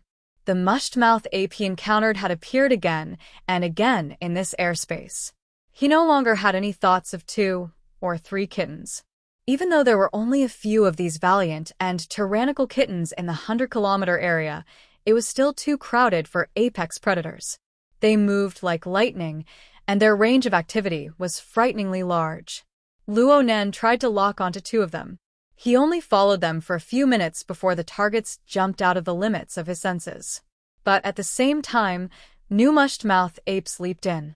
Last time, Luo Nan had only stayed here for a dozen or so seconds due to falling from a high altitude. He had avoided a direct confrontation with them. It was simply first-rate luck. Sigh. He seemed to have overlooked something. He needed to sort it out. First of all, his encounter in the atrium of Gear and the marvelous use of the external neuron proved that his mother and that person had come here back then. Second of all, regardless of his mother's fate, they had indeed escaped unscathed back then. Luo Nan made a rough estimate of the mushed-mouth ape's strength. Judging from its attack power alone, it should be above B rank, not yet A rank. And it seemed to live in groups. It could be said to be quite terrifying. There were a limited number of similar locations on Earth, and all of them were places where even extraordinaries had to take a detour. Did his parents already possess this level of strength back then? It was truly impossible to judge from the bits and pieces of information related to his mother in his memories. Luo Nan could not deny this possibility, but there were other explanations. For example, the cloud world back then wasn't this dangerous. This thought popped up in Luo Nan's mind because he noticed that only the mushed-mouth ape and the others flew through the cloud layer. They were extremely monotonous. According to his limited knowledge of ecology, this didn't make much sense. Even if they were mutants, they were still a type of living creature. They needed to survive at the very least, and eating was the most basic. The mushed-mouth ape did indeed possess a powerful desire to hunt, but the cloud layer environment was too monotonous. So far, Luo Nan had only discovered this type of living creature. There were no others. There were no other minerals or plants with high energy densities that could be ingested. The basic conditions for feeding them were not present. In addition, even though they maintained a distance from each other and maintained vigilance, Luo Nan couldn't see any intense desire to kill each other. Devouring each other, and the like, was not a normal option. Of course, Luo Nan considered the mushed-mouth ape to be a mutant, to be a living creature. If this thing was a fantasy breed that ate the wind and drank dew, a legendary demonic god, then Luo Nan would ignore what Luo Nan said. Was this the case? The possibility was very, very low. Luo Nan was temporarily unable to draw a life sketch for the mushed-mouth ape due to the interference of the powerful life magnetic field. However, the berserk and scorching life energy could not be faked, let alone the corporeal desire to hunt. All in all, Luo Nan concluded that these mushmouth apes were very likely affected by special factors. They had temporarily entered this area. For example, hunting prey. The mushmouth ape that had just killed Luo Nan not only possessed brilliant and skilled hunting techniques, but its choice of attack was also very appropriate. It hunted with caution and patience, as if it had practiced this frequently. Luo Nan drew a simple inference from this. They should have a target, at least in the near future. They were adept at roaming the mental plane. They very likely possessed the ability to interfere with the material world. They possessed a certain counterattack method. They had even caused a vicious mutant of B-rank strength to suffer a loss. They were mainly active in the cloud layer, but it was very likely that they had gone to other places and provoked a pile of trouble. Alright, there must be a target. Luo Nan's chaotic thoughts finally became clear. But after becoming clear, his first thought was to slap himself in the face. If his guess was correct, he had personally thrown the target in. It was that snake tongue. That's right. He had hurriedly entered and exited the cloud layer through gear that day. Luo Nan still had Snake Tongue, who had suffered a backlash from the curse, in his hands. He didn't know how he had thrown Snake Tongue away, but he thought about it carefully. Indeed, it was most likely that he had thrown her here. If this was the case, Snake Tongue wouldn't have suffered a backlash from the Nightmare Vine spell while she was in a fugue state. She shouldn't have fallen to her death and been here for 10 days, right? Luo Nan was a layman when it came to the curse branch. But after that day, he did some understanding of Snake Tongue. He knew that this woman was one of the few curse experts of the inner world. Her mental state was extremely formidable. No matter how fierce the backlash from the curse was, it wouldn't be able to trap her for long. If he were to consider this line of thought, then the current situation would have a relatively clear explanation. Of course, this was pure conjecture. Perhaps his mind was obstructed, and his train of thought was wrong, leading him in the opposite direction. But in any case, Luo Nan's current mood was showing signs of worsening. The joy and sense of accomplishment from overcoming countless difficulties and finally entering the cloud world had long since been scattered by the volcanic eruption of the mushmouth ape. But before he could sort things out, he thought about the matter with Snake Tongue. He thought about the great secret his mother had hidden for many years. He didn't even have a clue about the bizarre and wonderful cloud world, and he had been tossed about by a wandering soul for 10 days. What if some extremely valuable clue was destroyed by Snake Tongue? Or perhaps she deliberately hid it and spread it. What should he do? The more he thought, the more anxious he became. Luo Nan made a firm resolution to find Snake Tongue. If she was alive, he wanted to see her. If she was dead, he wanted to see her. Even if he was dead, he wanted to see convincing evidence. Luo Nan pondered for a moment and chose to follow a mushmouth ape. He would observe it for a long time before making a decision. But the stalking didn't go smoothly. Luo Nan's chosen target wasn't the one that had attacked him before. It was just a random choice. This fellow's body was a bit smaller, but it was just as valiant. Luo Nan was deep in the mental plane, exceeding the attack range of the mushmouth ape, but the ape still sensed him. The long stalking caused the target to react greatly. It turned around to chase and attack many times, but it was never able to touch Luo Nan's true body. It became extremely manic, constantly going in circles, refusing to cooperate. Luo Nan was annoyed, but he couldn't help but sigh in admiration at the same time. Such keen senses and the ability to suppress the material and mental planes at the same time were simply perfect methods in the domain that the mushmouth ape could reach. From the information obtained by the society, extraordinaries were excluded from the various ability users due to the different nature of their abilities. For example, the format of Fire of the Burner could attack a dark-sided species like the human-faced arachnid, but its destructive power was a bit weaker than in the material world. It wasn't like the mushmouth ape. Its destructive power was astonishing no matter what plane it was on, and there was no obvious loss in conversion.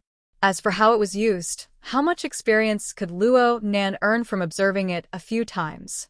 Even if Luo Nen wanted to copy it, it would be hard for him to do so.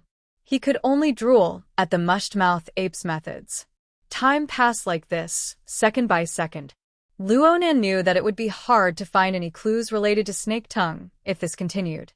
He was just about to change his train of thought when a strange feeling spread over from the other side of the void.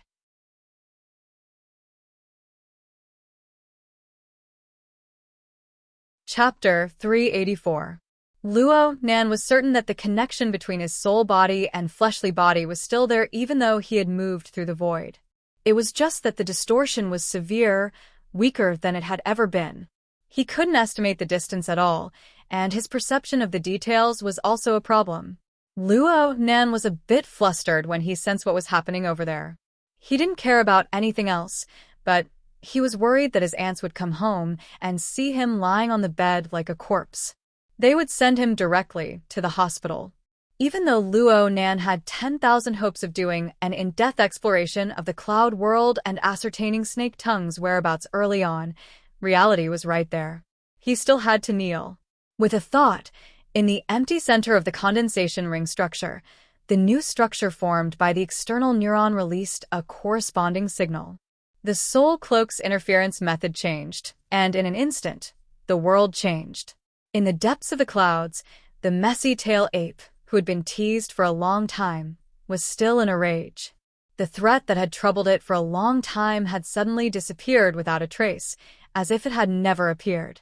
The mushed tail ape had a stupefied expression, and it circled around on the spot a few more times before leaving resentfully. Luo Nan had already returned to the normal world. It was a familiar place. Just like last time, it was still in the tree hole of the withered tree sandbar, a kilometer away from Gear's main building. Sure enough, there was a clear pattern for entering and exiting the cloud world. It was set up intentionally. Luo Nan was both shocked and impressed by his mother's design back in the day.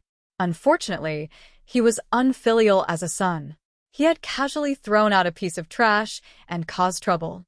At this moment, the connection between the soul and the physical body was much clearer. Luo Nan also knew that it was a false alarm. It wasn't that his aunt and uncle had returned. Instead, it was his wristband vibrating to alert him that someone was contacting him. However, if uncle and aunt called, it would also be a headache. The wristband was not like the Hexayear. It did not have the ability to listen to calls from a distance of 80 kilometers. Luo Nan knew that he had to go back. He reluctantly circled around the tree hole, flew into the air, and sensed Gear from afar. Only then did he flee into the air. On the way back, Luo Nan once again set a new record for the speed of his soul body, traveling 80 kilometers in just 4 minutes. This was equivalent to a speed of 1,200 kilometers per hour. It was already infinitely close to the speed of sound. Actually, it wasn't impossible to reach the speed of sound. It was just that Luo Nan didn't know what sort of state the external neuron would be in when it broke through the sound barrier. It was better to be cautious and experiment when he had free time in the future. Luo Nan anxiously looked at his wristband when he got home. He conveniently returned his soul to his body. When his body and soul became one, he finally realized what was going on. External neuron. Just as he thought about it, he realized that the external neuron had returned to the depths of his brain and transformed into its original form of a long electric line. It circled around and formed the carrier of the divine wheel structure, supporting the iceberg-like soul energy. Quite the initiative. If the structure of the condensation ring came in, Luo Nan shook his head in a hurry. He gave up on this standard idea that water had gotten into his brain.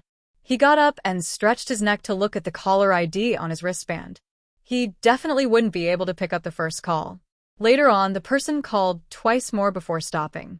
But luckily, it wasn't the uncle and aunt that Luo Nan was most worried about. It was an unexpected acquaintance. Luo Nan blinked. It was actually Mo Han, Sister Pomegranate, who was ranked 16th in the younger generation of his uncle's family. Filled with doubts, he dialed the number back. The call was quickly picked up. The person on the other side said hello twice, and the surroundings seemed to be very noisy. Sure. Sister Han, I was taking a shower just now, so I took off my bracelet. Is something the matter? Luo Nen forcefully pushed the dangerous words back into his mouth. He blurted out a lie and assumed an obedient posture. Emo Han switched the ambient mode, and her voice soon became clear. She was in a good mood. She didn't care whether Luo Nan's reason was true or false. She laughed and said, I just confirmed it with Pung 17. I'll be there at 7:00 sharp tomorrow night. Little Nanster, prepare to receive me. Tomorrow? Isn't it tomorrow? *CK. He forgot that there was still a torment. Luo Nan opened his mouth, but the words of refusal didn't leave his mouth in the end. Emo Han was a lively and straightforward girl. There were only a few people of the same age in the Emo family who truly treated Luo Nan as a younger brother. After the incident at Frost River Reality, Emo Han even made a special trip to the hospital to visit him. Speaking of which, didn't this sister feel any lingering fear last time at Frost River Reality? That's right. Their group of people had been brought back to the police station early on. The impression they left behind was just a group fight. As for the situation in the news report, it was mostly separated by a layer. In this way, Luo Nan was the one with a shadow in his heart.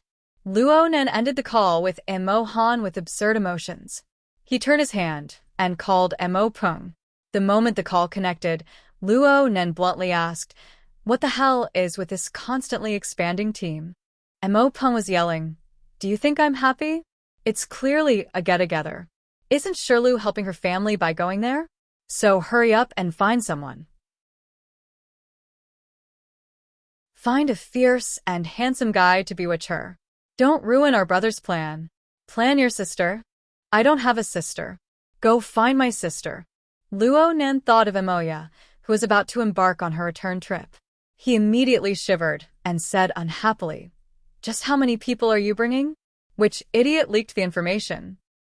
I admit it. Luo Nan was so stupid that he cried. He simply hung up. Luo Nan looked at the time again. His aunt and uncle could come back at any time.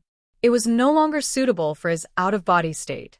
He could only wait until nightfall to discuss it. His soul body withdrew, but Luo Nan's mind was still spinning in circles above the clouds. He diligently pondered on how to detect the shape of the sky over there as soon as possible. He wanted to find Snake Tongue's whereabouts, but he didn't have a clue for a time. After thinking for a long time, he changed his angle. He remembered that there was still a very crucial question. Where in the world was the region above the clouds? Boundless, thick clouds that defied common sense. Burning bloody light flowed between the gaps in the clouds. The powerful mush-mouthed ape flew here and there. Each element was extremely distinctive, but when gathered together, it was like a casually drawn demonic face. It was hard to distinguish. The reason for this was that the elements that formed the demonic face were somewhat contrary to the logic of reality. Luo Nan was even thinking that this wasn't some place on Earth, but a fantasy land. Luo Nan put aside his fantasy thoughts for now. He needed to consider the problem from a practical and measurable perspective. He didn't consider the thick clouds for now. He didn't care about the source of the bloody light. He just started with the mushed-mouth ape that he had observed for the longest time. The mushed-mouth ape should be a type of mutant without a doubt. It had gregarious tendencies and powerful strength. According to the knowledge he had learned, high-level mutants had quite a strong sense of territory. Only a small portion of the mutants resided in large groups, and the area was relatively fixed. If Luo Nan was able to investigate its species, there was a high chance that he could determine where on Earth this world was. Luo Nan gave it a try. He transformed the image of this monster into a mental signal and searched on the psychic wave network, but he didn't find anything. Clearly, relevant information didn't exist in the public information. He once again had the idea of obtaining classified information. This was a bit more troublesome. Right now, the Xia City branch's secrecy system was being implemented step by step. Anyone who wished to access classified information and utilize related resources needed to apply for access privileges. The threshold wasn't high aside from a very small portion of special information. However, access records would be left behind for future tracing. It was said that the secret level of the database was sealed off in passing after the branch exchanged large amounts of information with the military. He Yuan's work was certainly involved in this. No matter what other people said, she was modifying the behavior of the ability users of Xia City bit by bit. Luo Nan first subconsciously applied for an intelligent search service, but he suddenly reacted and chose to cancel it. This was a bit of selfishness. He didn't want to expose too much information regarding the cloud world. He hadn't even figured out his mother's inheritance, yet he wanted everyone to know about it.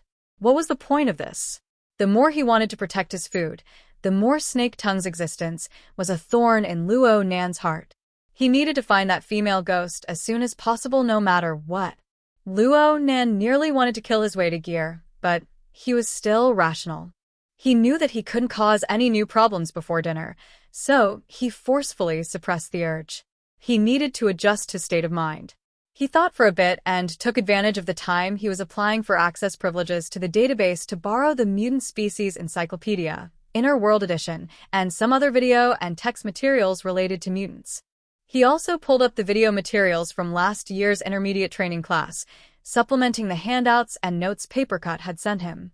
He needed to act like an obedient child at home before dinner. Using the precise and nimble dripping sword to pass the time was just right. Luo Nan didn't deny that he had a very special feeling toward the dripping sword.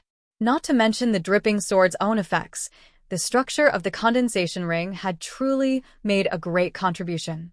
It drew in the external neuron to form a central structure that transformed interference power, thus forming a soul cloak. It could freely choose the direction of interference on the mental or material plane, freeing Luo Nan from his weak and frail body. Needless to say, Luo Nan would owe this favor when he entered the cloud world. Once a person developed a sense of intimacy toward a certain skill, they would possess an abundant driving force. At first, Luo Nan just wanted to pass the time, but when he truly began to research, his standards unconsciously rose higher. Not only did he need to improve upon the core structure of the condensation ring, but he also needed to carefully ponder over several auxiliary structures. Speaking of which, he was quite curious. The condensation ring had undergone a body rebirth with the external neuron. Could auxiliary structures be added to it? If so, what state would it be, and what effects would it have? With a single thought, Luo Nan simply went into an out-of-body state. With just a slight thought, the condensation ring structure appeared from the nothingness of his consciousness. It was engraved in the void, and the external neurons seemed to possess intelligence. It sprang out at the same time, following the relevant structure to take shape. Since the process was extremely short, Luo Nan couldn't tell whether or not his consciousness had directly controlled the external neuron to form the condensation ring. Also, he could faintly feel a tiny point in the hollow structure of the condensation ring. This was the key structure that opened the door to the cloud world in the atrium of Gear, affected by the cyclotron acceleration. Whoa. It even has a memory function. Luo Nan was truly convinced. The structure at the center of the condensation ring was already below the nanometer scale. It was impossible for Luo Nan to study it with his current abilities. His mind rippled a few times, and he returned to practicing with the dripping sword. He first experimented.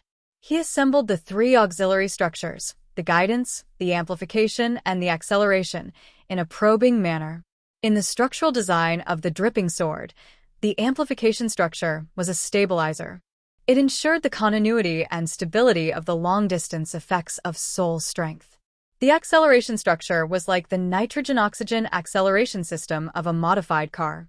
It was responsible for explosive acceleration in a short period of time. On the other hand, the guidance structure was used in micro-operations to increase the sensitivity of operations. These three structures complemented each other with a basic condensation ring. Every time a structure was superimposed, its controllability and explosive power would increase. As for the sharpening and rupturing structures, they belonged to the attack modules. They were mainly used on the condensed water beads. Luo Nan had yet to try them out. Luo Nan was actually quite worried that the condensation ring, after undergoing a body rebirth, would reject the other auxiliary structures. Therefore, he placed them very carefully. The early stages were pretty good. The new version of the condensation ring accepted several auxiliary structures very generously. Though there were differences between the real and the virtual, the control was quite smooth. Luo Nan was just about to be happy when he saw the condensation ring split into lightning. The lightning leaped into the 3 auxiliary structures. The auxiliary structures didn't even circulate for half a circle before they collapsed one after another. It was hard to support them. Luo Nan didn't feel defeated when facing this scene. He just felt that it was a bit familiar. Wasn't this the situation when the external neuron and the condensation ring were connected?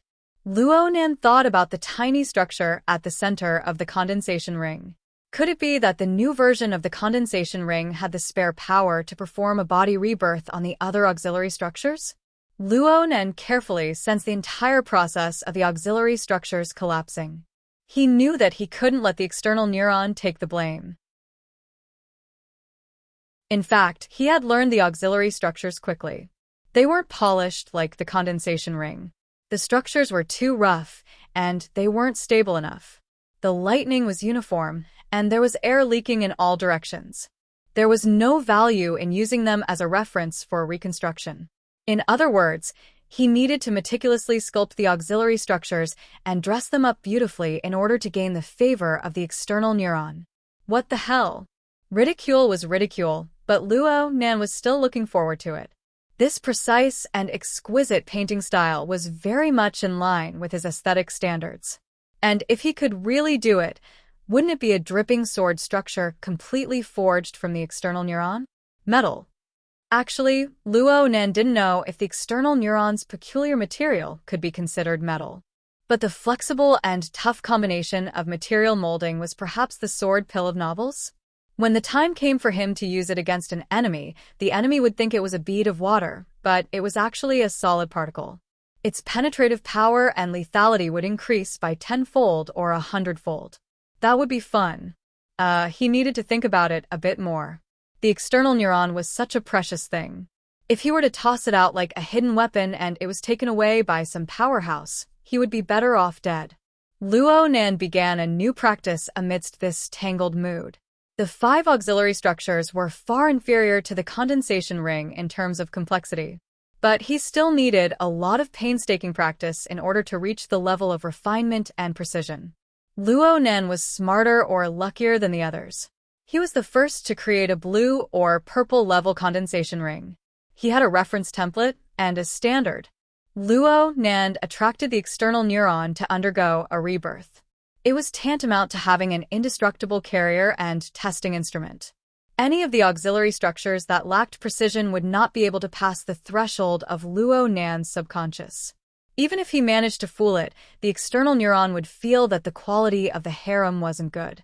Electricity would burst forth, and any defective product would immediately disintegrate. This was another torturous process. Luo Nan had just wanted to kill time before dinner, but he never expected that he would spend the next 4 or 5 hours on these auxiliary structures. He had no choice. When a person's brain became excited and their concentration increased, it was not easy to reverse their direction.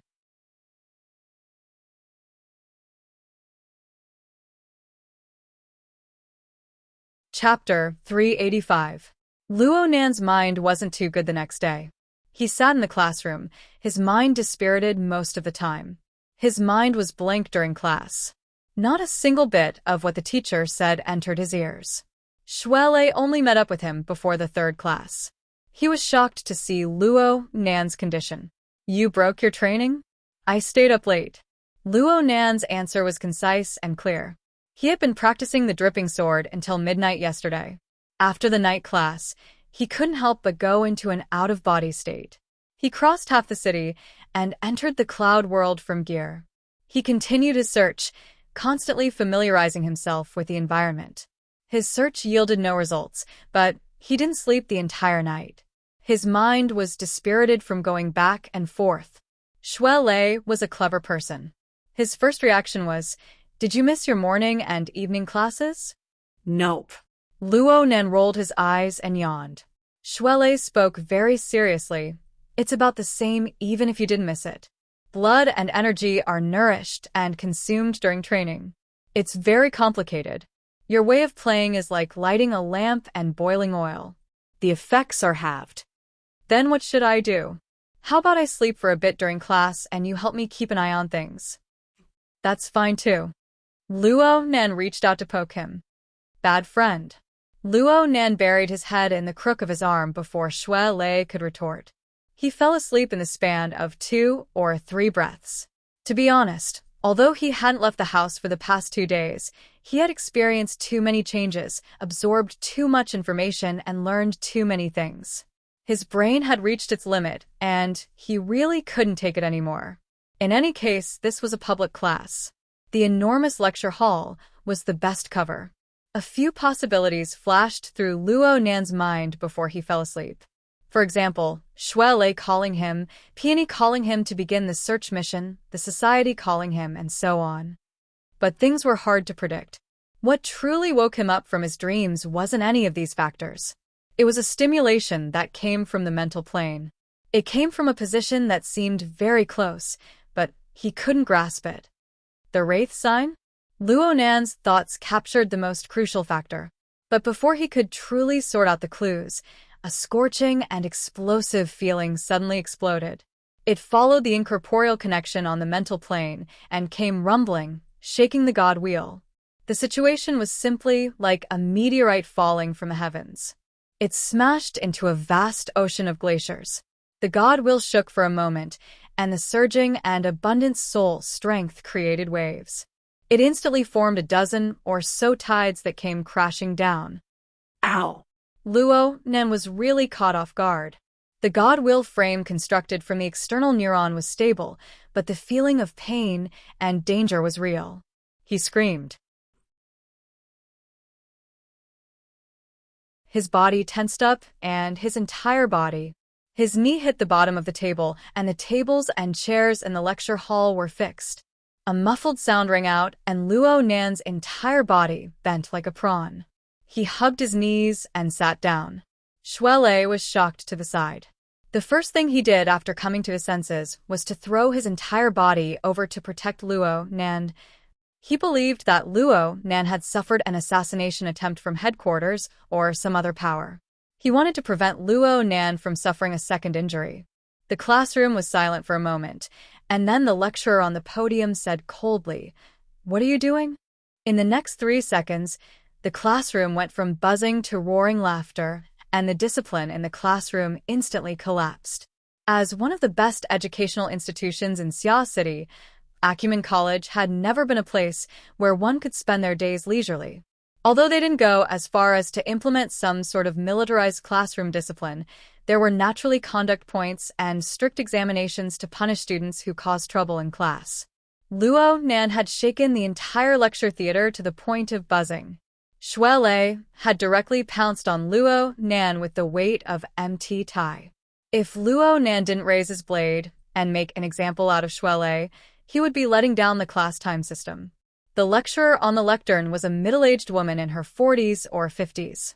Her facial features were quite good-natured, but her expression had turned cold and hard after receiving such a torment from Luo Nan and Xue Lei. "Get up, I'm fine." Luo Nan struggled to break free from Xue Lei's oppression. He endured the pain in his knees with great difficulty, and when he straightened up, he saw this scene. He was already exhausted to begin with, and his reaction was much worse than usual. He was even more sluggish, and he could only display a stupefied expression, unable to do anything. Xue Lei was about the same to the side. He still hadn't switched out from his bodyguard identity. Right at this moment, the young female teaching assistant, who was a support staff member, walked over to the lecturer's side. She said something in a soft voice. The middle-aged female lecturer's anger was suppressed, and she spoke coldly. "Students, please stand up." Luo Nan and Xue Lei glanced at each other, and they obediently stood up. "What are your names?" Luo Nan and Xue Lei had already accepted their fate. They lowered their heads and said their names, but they were a bit vague. The female lecturer didn't care. She just said, "Students, if any one of you isn't feeling well, you can go to the infirmary and get treated as soon as possible." Don't disturb the other students in class. Yes, yes. He's having hysteria. I'll immediately take him. Shuele reacted, and he directly made Luo Nan into a mental patient. He made a supporting gesture, and he supported Luo Nan as they walked down step by step amidst the chaotic laughter of the students. Luo Nan's knee was injured, and he really was limping. The two were like this. They didn't dare to raise their heads, and they cut a sorry figure as they left the classroom. Luo Nan's absent-minded mind recovered a bit just before they left the room. He noticed one thing. The young female teaching assistant who had persuaded the lecturer was actually someone he knew. Tianxi. They hadn't contacted each other since the incident at Ocean Sky Cloud City. Presumably, Tianxi needed quite a long period of time to sort out her emotions. But he never expected that they would meet again in such a manner. Luo Nan didn't feel comfortable saying hello, so he left in a hurry with Shuele. But the bell rang before the elevator even reached the bottom floor. Luo Nan only found out after asking Shuele that it was the last class of the morning. This fact hurt Luo Nan quite a bit. Things wouldn't have escalated to this extent if he had been a few minutes late. His wristband vibrated at this time, and the name of the contact appeared. Luo Nan rushed to pick up the phone. Senior Sister Tian, thanks for just now. The caller was none other than Tianxi. Her tone was gentle and calm, just like a friend she often interacted with. It's nothing. Teacher Wu has a very good heart. She asked for your name, and she didn't scan it through the class system. That means that she wants you to open up. Otherwise, it would be hard to avoid deducting conduct points. That's all thanks to Senior Sister Tian's help. I'll treat you to a meal later. Luo Nan spoke in passing, and he suddenly felt that these words were very familiar. It seemed that he had said these words more than once in the past few days. Actually, this was normal. As his social range expanded, his interpersonal relationships gradually became more complex. It was hard to avoid social interactions. What other words could it be if he didn't say these words?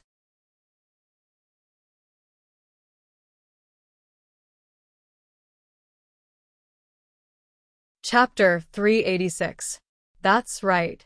This was in line with Ocean Sky Cloud City's victim setting. Luo Nan thought this way, but when he heard the sigh, he felt quite subtle. His mind became much more lively and quick-witted. He immediately smiled and said, "Then Senior will treat me to a meal." Tianxi reacted extremely quickly. "Tonight? Today?" Luo Nan jumped in fright. "I have an event tonight." "Really?" Tianxi's tone was filled with doubt. Perhaps she was even a bit disappointed. This made Luo Nan feel embarrassed. His mind spun, and he suddenly had an idea. Oh, right. "Senior, you should come and participate tonight." Tianxi was surprised. "Invite me?" Yeah. "You actually know them. It's Mo Peng and Mo Han. Remember? They're your cousins? Last time at Frost River Reality." Her voice suddenly cut off. Luo Nan's mind became more and more agile. He knew that Tianxi was probably a bit embarrassed. After all, the last event was to create an opportunity for her to socialize with Luo Nan's third cousin, Mo Chiao. It seemed that nothing had come of it. It really wasn't that kind of thing to participate again. Well, with Luo Nan's social skills, this kind of slip-up was inevitable. Luo Nan didn't know how to remedy the situation when Tianxi chuckled. "Okay, I just happened to bring Tianxi. He's close to your age. We had a good time last time. I heard that he keeps in contact with someone from your family." "Huh? Something like that happened?" Regardless of whether Tianxi was telling the truth or not, it was fine as long as she didn't mind. Luo Nan let out a sigh of relief. For him, this arrangement could be considered as killing two birds with one stone. Mo Peng and Mo Han were both devil incarnate level fellows. There should be someone older to suppress them. Tianxi had a socializing experience with Mo Chiao, so she had an awkward halo. Let's see how those two fellows deal with this. Wasn't it a bit despicable to think like this? Luo Nan ended his communication with Tianxi and shook his head. His thoughts spun, but his expression sank. The event tonight was just a small matter.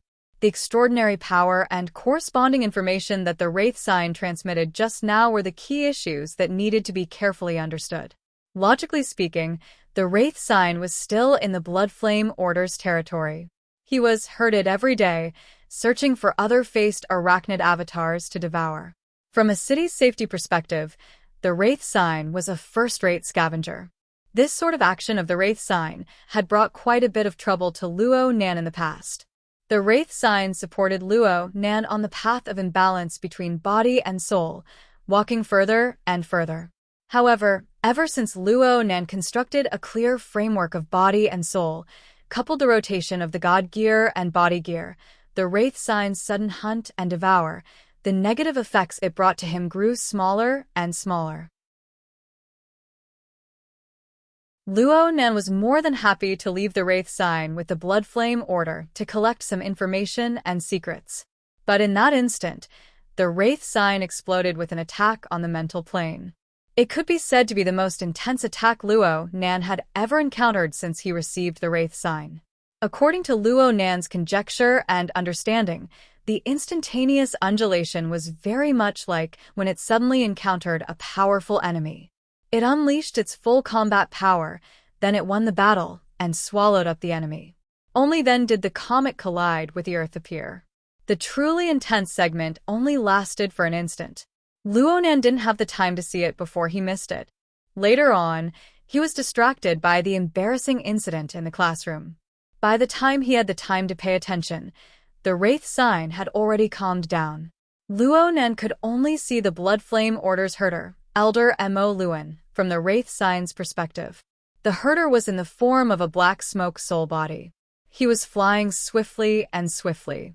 However, the black smoke that was hard to see with the naked eye was scattered and indeterminate. Elder Mo Luan's condition was a bit of a mess. He should have been injured. Luo Nan had done some research on Elder Mo Luan recently.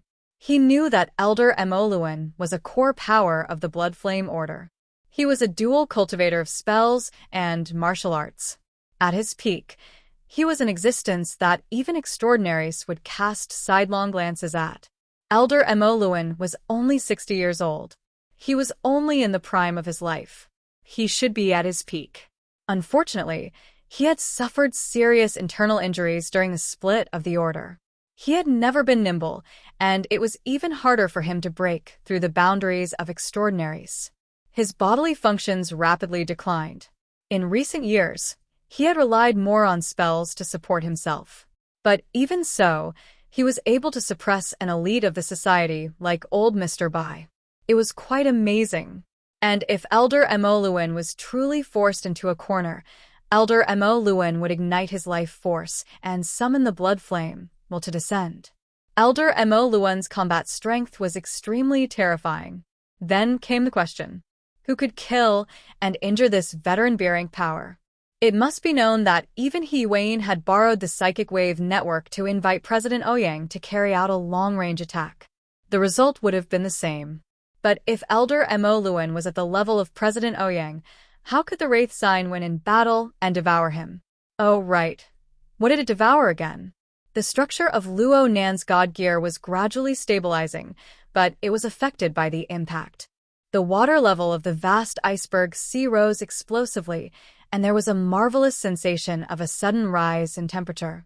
He observed for a moment and discovered that this was the result of the friction and conflict between two sources of power. Clearly, the thing it devoured this time wasn't another human-faced arachnid's avatar, but something else. The difference in nature is quite large. After forcefully devouring it, digesting it is quite strenuous. Luo Nan guessed in a circle, but he was unable to come to a conclusion. It must be known that the Wraith sign was intrinsically chaotic. It acted purely by instinct. It lived forever in the present. It had no concept of the past, the future, and it had no relevant memories. Luo Nan didn't know how to inspect the memories of his believers. Even if he knew, he wouldn't know where to start. He could only watch helplessly as Mo Luan and the Wraith sign secretly escaped into the distance. There was no other way. He could only give the Wraith sign a reminder. He would immediately shift his consciousness whenever a clear change occurred on the other side. Noon was extremely tight and precious for Luo, Nan, and Shuele. Naturally, they politely declined the school hospital. The two ate lunch after activating the extravasated blood in Luo Nan's knee. Then it was time for afternoon classes. Luo Nan cultivated in addition to the eye's orifice. He also cultivated in the mouth and tongue orifice. He had to take care of his internal organs, so the time required was longer. After everything was done, he only had a short period of time to take a nap. He closed his eyes and opened them again. He had to go to class. It was hard not to feel a bit emotional. Well, it could also be said to be grumbling. Morning, afternoon, and evening classes. It's not easy to persevere through them. My time is divided into 3 parts by these 3 classes. Of course, it would be great if I could cultivate wholeheartedly, but a slight change would make it hard to satisfy both sides. That's why. Why is it that many martial arts seniors like to go into seclusion once they reach a certain level? It's because they want to avoid the interference of the outside world to the greatest extent. However, since we're cultivating in this world, we will be affected by the turbid currents of the human world. How can we always follow the prescribed order and be smooth sailing? Cough. You can't use these words as an excuse. Got it, senior brother. Luo Nan groaned. He stretched his back on the trolley and the bones, flesh, and tendons of his entire body crackled. The endless turbulence and the rising temperature of the vast ocean of icebergs was a bit lacking in stability. But when it coupled with the body gear, the interference force formed was much more active. Luo Nan had his afternoon classes earlier, but he felt the heart lantern burn brightly. The spiritual pool was overflowing. It followed the rise and fall of his vital energy. It was like a stream of snow melting under the spring sun. It seemed warm yet cold, and it revolved around his internal organs. His tempering suddenly increased by 20 to 30%. It could be said that he had received some nourishment. This was a sign that the eye's orifice and the mouth and tongue orifice were resonating with each other. Luo Nan originally thought that he would need at least 10 days of effort. He never thought that there would be results in less than 3 days. It had to be said that this was closely related to the great supplement pill that the Wraith sign had forcefully swallowed. Shuele, who was next to Luo Nan, nodded over and over as he listened to the signs that appeared on Luo Nan's body. You've really entered the threshold of fleshly body tempering. Let's practice, Sans Ho, this afternoon. Let's spar. Luo Nan shot a glance at Shuele's arm that could reach his thigh. He didn't respond to Shuele's words. He just asked, tonight, the large activity area, Frost River reality. You're going too? Shuele obviously wouldn't refuse. He even reminded Luo Nan, don't cause trouble. Leave early and go home. Cause trouble? Luo Nan shrugged. It's done. Then I'll see you at gear. Let's practice Sans Ho first. Shuele emphasized once more. I have a class today. Doesn't that just leave notes on the most important people of the world? New class. Luo Nan blinked his eyes. He reached out and grasped the air. Then he opened his palm. A bead of water appeared to be stuck to his palm, but it was actually suspended in midair, spinning and spinning. There were only 2 classes in the afternoon, and they were related to writing. In any case, Luo Nan wasn't too interested in them. He didn't pay too much attention to the specifics. He just moved his fingers slightly, letting the small bead of water revolve between his fingers. This bead of water was not the external neuron that had undergone a rebirth. It was condensed later. The condensation ring and the 5 auxiliary structures were complete. The bead of water swam across his fingertips like a blunt blade cutting across skin. It looked as if it could collapse at any time. This was not an illusion. If Luo Nan exerted a bit too much force with his fingers, it would be tantamount to placing a bomb on his fingertips. He would suffer. Luo Nan's control over his fleshly body was far from enough. If he practiced for too long, an accident would certainly occur. He completely relied on mental control. This was a relatively good training method. It was one of the daily cultivation techniques taught by Her Majesty Empress Wu in the intermediate training class in Xia City. But right now, Luo Nan's mind wasn't completely focused on it. The Wraith sign had just sent a signal. After over an hour of tossing and turning, the unlucky elder Emoluan had finally returned to his secret hideout. He was communicating with the others. This was a high-class member suite of a large fitness center. The interior of the room was decorated in a purplish-red color. The lighting was dim, and it carried a bit of an exotic atmosphere. The room wasn't small, but there were only 2 wooden armchairs set up in the corner. Yoga mats were placed in most of the space. There was also a treadmill, a bicycle, an elliptical machine, and other equipment. There was also a small hot spring in the corner. Elder Emoluan's fleshly body was already here. He sat cross-legged in the hot spring naked. However, Emoluan's soul had yet to return to his body. His injuries had yet to heal. Perhaps returning to his body would allow him to recover a bit faster, but it would make his body, which was already full of hidden injuries, even worse. Emoluan could only endure for a while. Emoluan's soul floated in the room, and the Wraith sign was right next to him. There were 2 wooden armchairs in the room. One of them was empty, reserved for Emoluan. Even if Emoluan didn't sit, he still had to show respect. 6 core members of the Order had already received the news and were gathered here. Luo Nan was able to recognize all of these people after a month of intermittent identification.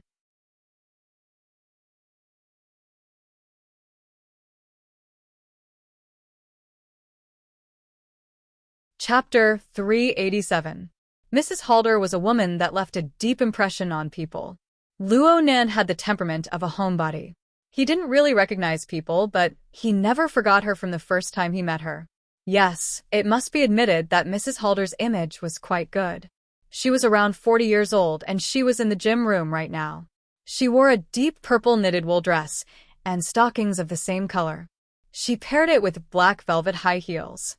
Her hair was tied up in a seemingly casual bun, and a few locks hung down the side of her forehead.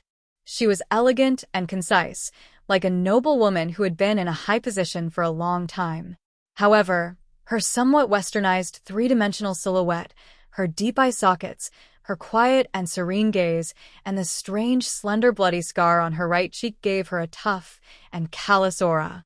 Upon closer inspection, she looked more like a strong woman who had experienced many experiences.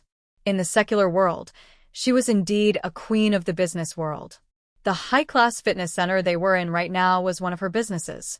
She had inherited her husband's Castle Financial Group, and it had rapidly expanded over the past 10 years. She controlled several well-known fashion and sports brands, and her influence in the field of entertainment and sports grew more and more astonishing. Luo Nan had once looked up information on Mrs. Halder. She was a legendary figure in Xia City. During the Dark Age, when the Blood Flame Order was internally divided, the reigning chief oblatum of the Order cowered before the chaotic conflict of doctrines. This caused the Order's sacrificial vessel to be destroyed, causing irreparable losses. In the moment of life and death, it was this Mrs. Halder who beheaded the previous oblatum, her husband. Furthermore, with his strong conviction, he had withstood the violent backlash of the Blood Flame will. Amidst the raging blood flame, he had inherited the position of officiant. He had also relied on the rapidly expanding financial resources of the secular world to stabilize the situation during the Order's relatively weak stage, preserving this branch of the Blood Flame Order. The bizarre bloody scar on her right cheek was the mark of the ultimate trial of the Blood Flame will. It was the testimony of the soul-stirring events of the past. Due to her actions of beheading and killing her husband, she became known as the Black Widow of the inner world. Her reputation was terrible, but within the Blood Flame Order, her prestige was unparalleled. Practically everyone was awed by her unyielding and iron-blooded nature. Even a senior elder like Emoluan was extremely respectful toward her. At this moment, aside from Madame Halder, who was seated on a chair, everyone else was standing. Vice First Oblatum Inlo, who had once crossed paths with Luo Nan, leaned lightly on a treadmill beneath the floor-to-ceiling glass window of the wooden corridor outside. His body language was probably the calmest. She had started her career as Lady Halder's confidential secretary. Although she no longer held a position within the financial group, she was the person in charge of the Frost River reality project that the financial group had dispatched. In the secular world, her position was low, but she held great power. Within the Blood Flame Order, he was one of the successors that Madame Halder paid close attention to. Apart from Enla, the strong man standing respectfully to Lady Halder's right was also an important figure in the church. His name was Meng Chong, and he was one of Madame Halder's trusted aides. He had once been a security captain. Some unreliable reports said that he was Lady Halder's lover, but in reality, Meng Chong was the only one in the Blood Flame Order, apart from Lady Halder and Elder Mo Lewin, who had passed the final trial of the Blood Flame Will.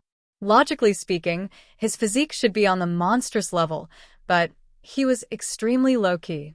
He never participated in any sort of ranking, so it was very hard to make an accurate judgment. As for the other three, there was an old man with a scholarly air.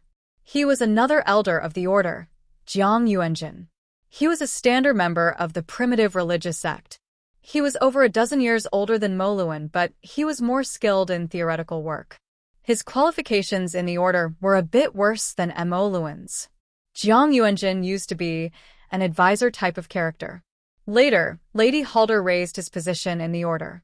Although he was useless in terms of combat strength, it was precisely because of his and Mo Luan's existence that this faction of the order gained a more orthodox atmosphere in this era of the collapse of sacrificial artifacts and conflicts of laws and logos. Right now, it was this old man who was the most anxious. He was not worried about the injured Mo Luan, but about the Wraith sign that was a substitute sacrificial artifact. Of course, in the Blood Flame Order, they called it the mold. How's the mold? Mo Luan, do you have any accurate information? How did you do it? Jiang Yuanjin appeared to be very anxious and at a loss. He was a standard theorist. His own level of extraordinary power was only at the sea level. According to the observations and experiments of the Order, under normal circumstances, the human-faced arachnid's clone would exist on the mental plane at the border of the Abyss region and the Polar Domain. That was the special domain of extraordinaries or B-rank powerhouses who specialized in mental senses. Ordinary ability users were simply unable to sense it. It was only when hunting that the human-faced arachnid would approach the material world. In fact, strictly speaking, there was not a single person in the Blood Flame Order who fulfilled these two hard criteria. Lady Halder had gone through special channels to obtain the herding technique that could capture the human-faced arachnid's clone and forge it into a sacrificial artifact mold. Right now, only Lady Halder, Elder Mo Luan, Deputy Abladum Zinlo, and Ren Hong could use this technique among the core members of the Order. Only these four people could see it under normal circumstances. Mo Luan could not stand this old fellow. He was disinclined to respond. Lady Halder was deep in thought, so she had no obligation to respond. Enla was just about to respond when Ren Hong, who was close to Jiang Yuanjin, spoke first. Old Jiang, the mold is very normal right now. It is currently digesting its food. The structure of the Blood Soul Temple has become more complete. The sound of blood and fire is very clear. Ren Hong's age was close to Lady Halder's. He was around 40 years old. His appearance was ordinary, but his words and actions were mature and appropriate. He normally did not reveal himself, but when he was preaching, he was extremely inciting. He was the backbone of the Order purely by relying on its business. Normally, he would discuss the theories and preaching methods of the Order with Jiang Yuanjin. Their relationship was relatively close. Jiang Yuanjin did not have any misgivings towards Ren Hong. At his age, he really was like a child. He grabbed Ren Hong like he was seizing a toy. He wished he could stomp his feet. "Let me hear it. Let me hear it." Ren Hong glanced helplessly at Lady Halder. Lady Halder's eyelids drooped slightly. This could be considered as consent. "Don't take too long." Ren Hong first warned Jiang Yuanjin before grabbing Jiang Yuanjin's wrist. He adjusted the frequency of the fluctuations of his soul strength, bringing Jiang Yuanjin's soul strength inside. It was like an amplifier, allowing Jiang Yuanjin to listen to the sound that came from the depths of the mental plane. Blood, blood, blood. Fire, fire, fire. The monotonous, manic, and incessant sound was like a gradually rising platform that pressed down on the mental plane. Layer upon layer, there was no end to it. And because it was nothingness, it could collapse at any moment. After listening for a long time, one's internal organs would begin to convulse and contract. However, in Jiang Yuanjin's ears, this sound was like the sound of nature. He laughed so hard that his eyebrows could not be seen. Aya, this is like eating a great tonic.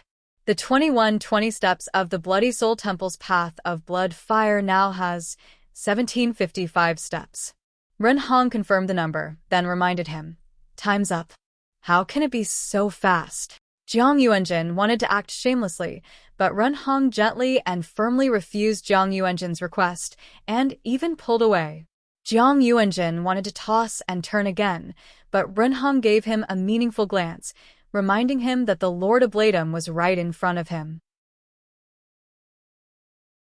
Jiang Yuanjin had been raised by Mrs. Halder, so he was afraid in his heart. His face twitched, and he finally stopped pulling. He turned to face the master seat and smiled. Then he began to count with a deadpan expression. Last time Mo Luan reported the number of steps to be 1569. My goodness, this time it's 186 steps? Yin Lo reminded him from the side. Old Jiang, there was a successful hunt last week that didn't make the report. At that time, it was already 1605 steps. A whole 150 steps is too much. Especially the blood flame path, which starts at the end of the 1600 steps. Even if it can't compare to the final 120 steps of the blood flame altar, it still isn't easy to construct. What in the world is this thing? It's so powerful. If Luo Nen hadn't used the Wraith sign to spy on the high-level communications of the Blood Flame Order, he would certainly have been completely baffled. Actually, the so-called Blood Flame Path was the quantitative standard of the Blood Soul Temple structure that the Blood Flame Order had implanted into the human-faced arachnid's avatar. It was divided into 6 levels. The first 400 steps were a stage, and the last 120 steps were the final sublimation stage.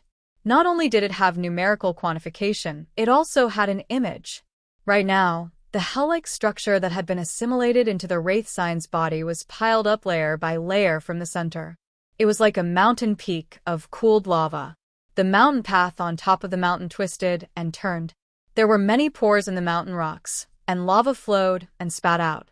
It could be described as a river of lava and a stream of fire. It could change the mountain's terrain and shape at any time. But no matter how it changed, there was a majestic and awe-inspiring building at every certain height on the mountain. It was either a palace hall or a cave. They were built next to the mountain, as if they were one entity. This was the embryonic form of the Blood Soul Temple. Right now, 4 buildings had been formed, representing that 4 stages had been completed. The next 5th stage was the formation of the altar on the mountain peak. The final 6th stage was the 120 steps of the blood flame altar. Through the blood sacrifice, the blood flame was internalized into the entire mountain peak, thus forming the complete appearance of the Blood Soul Temple. Luo Nen lacked a deep understanding of secret orders, but he could tell from his senses that this entire process was a step-by-step process. It was quite standardized. Aside from hurting, there were endless sacrifices and refinements every day. They were mysterious and contained magical powers, reflecting the accumulation of the Blood Flame Order's laws and logos. As an internal member of the Blood Flame Order, she naturally did not view the problem as simply as Luo Nan. Jiang Yuanjin had been worrying about the future construction of the Blood Soul Temple. The first 2,000 steps are fine.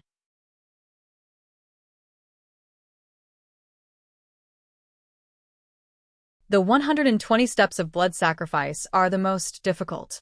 Just based on the current scale of the order, it is a bit strenuous to perform sacrifices day and night. If we could have this kind of sacrifice. Ren Hong also agreed. That's right. The Order of Justice acted earlier than us. It is said that before En Weng's accident, the Order of Justice had already sent the human-faced arachnid to headquarters. In other words, no matter how we graze in Xia City, it will be hard to gather a complete human-faced arachnid. If we want the mold to be effective, it is hard to avoid seeking other methods. Right now, it looks like the mold's devouring ability still has room for expansion. This is a good thing. Enlo is a bit more pessimistic. It's hard to make a judgment just by looking at an example. Jiang Yuanjin clapped her hands. You'll have to ask Immerse about this. It was dangerous this time, but if we can really find a way to assist in the blood sacrifice, then it would truly be a boundless merit. Just as her voice fell, a mass of light and shadow unfurled in the center of the room. Immerse did not participate in the conversation from start to finish. He just transformed the relevant memories into energy information that could be recognized by specialized equipment. Then he transformed it into an image, allowing the core members of the Order to understand the situation at the time. This sort of ability to reproduce memories seemed simple, but in reality, only those who had a deep understanding of the mind and the soul could do it. Luo Nen felt ashamed of his inferiority to Immerse's deep and ruthless ability. As the light and shadow changed, it was tantamount to replaying Immerse's experience at the time. Due to the nature of human thought, it was hard to avoid subconscious processing and distortions. However, it was enough to serve as a reference. Luo Nen found the scene of the incident familiar. He thought about it carefully and recognized that this was the recycling stratum of the Twin River District. This place was filled with gangs and negative emotions. It was indeed one of the best places for the human-faced arachnid to reside. Immerse gave a brief introduction of the background. He used the mental plane to directly transmit telepathically. However, Luo Nen could hear everything clearly due to the mental connection between him and the Wraith sign. I was just doing my routine patrol at the time. Mold suddenly became very excited. I thought that it had discovered prey, so I immediately went over. But then I saw a bird. It wasn't a bird, right? Jiang Yuanjin relied on his age to speak more casually with Immerse. Immerse didn't bicker with him. He responded calmly, indeed. I only discovered that it wasn't a bird when I got closer. It was a wing-hand bloodbat. Wing-hand bloodbat. Actually, Luo Nen was already stupefied when he saw the image. Immerse's explanation only gave him a confirmation. It really was a wing-hand bloodbat. Luo Nen had participated in the Trigate Security Conference last week. This was the first thing that was introduced. Luo Nen had the deepest impression of it. He knew that this thing possessed a highly contagious virus. It was a mutated type, and it could even control biological aberrations. It possessed an extremely high level of threat. Among the rewards provided by Trigate Security, this thing's corresponding bonus was ranked at the top. It couldn't be this coincidental, right? Luo Nen found it a bit hard to accept this astonishing coincidence for a time. However, he found it even harder to imagine that such a dangerous aberration had other channels to enter and exit Xia City at any time. If this really was the case, then the world line would change into Resident Evil. If it really was the target that Trigate Security mentioned, then wouldn't there be any dregs left after the Wraith sign made his move? Trigate Security had said that the Wraith sign wanted to capture the wing-hand bloodbat alive and retrieve the corpse if it was dead. Well, it didn't matter if it was the Wraith sign or Immerse's out-of-body state. They were just wandering around on the mental plane. Even if they killed the wing-hand bloodbat, they shouldn't have taken the corpse away. Luo Nen immediately became excited. He stared fixedly at the image of light and shadow. He wanted to find the surrounding landmark buildings and confirm the coordinates. However, as he carefully observed, Luo Nen felt that the image was a bit strange. He didn't know what was strange about it for a time. Jiang Yuanjin was also very shocked. It really is a wing-hand bloodbat? How did this thing enter the city? Even the city guards are blind. Oh, it seems a bit different? Immerse answered. It really is different from the species found in the wilderness. Actually, I've always wondered if this thing can even be considered a wing-hand bloodbat. The image of light and shadow just happened to give them a close-up view. This time, whether it was the group of core members of the Blood Flame Order up close or Luo Nen, who was 2 or 3 city districts away, they all saw the problem.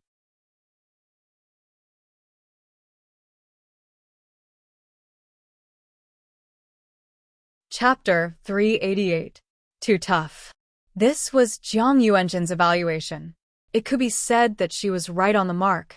This wing-hand bloodbat was a lot thinner than the image data Luo Nan had seen. Luo Nan still remembered the countless number of wing-hand bloodbats fluttering under the setting sun in the information provided by Tri-Gate Security. Though they weren't large in size, every single one of them was like a savage and powerful canine. Their foreclaws were sharp, their muscles were solid, and their fur was glossy and smooth. Their skin and bat wings were a bit dim, but they were powerful in their flaps. One look, and one could tell that they weren't easy to mess with. However, the one Mo Luan encountered was a typical symptom of dysplasia. Its wingspan was at most 20 centimeters, and it was shriveled and skinny. Only its eyes were blood red, giving it the feeling of extreme insanity. It wasn't even 11:30 in the morning at the time. It was the end of the day on the recycling stratum, the time when the visible light was the most. This wing-hand bloodbat shuttled back and forth between the sunlight and the shadows. Its skin and bat wings let out a strange sound when they flapped.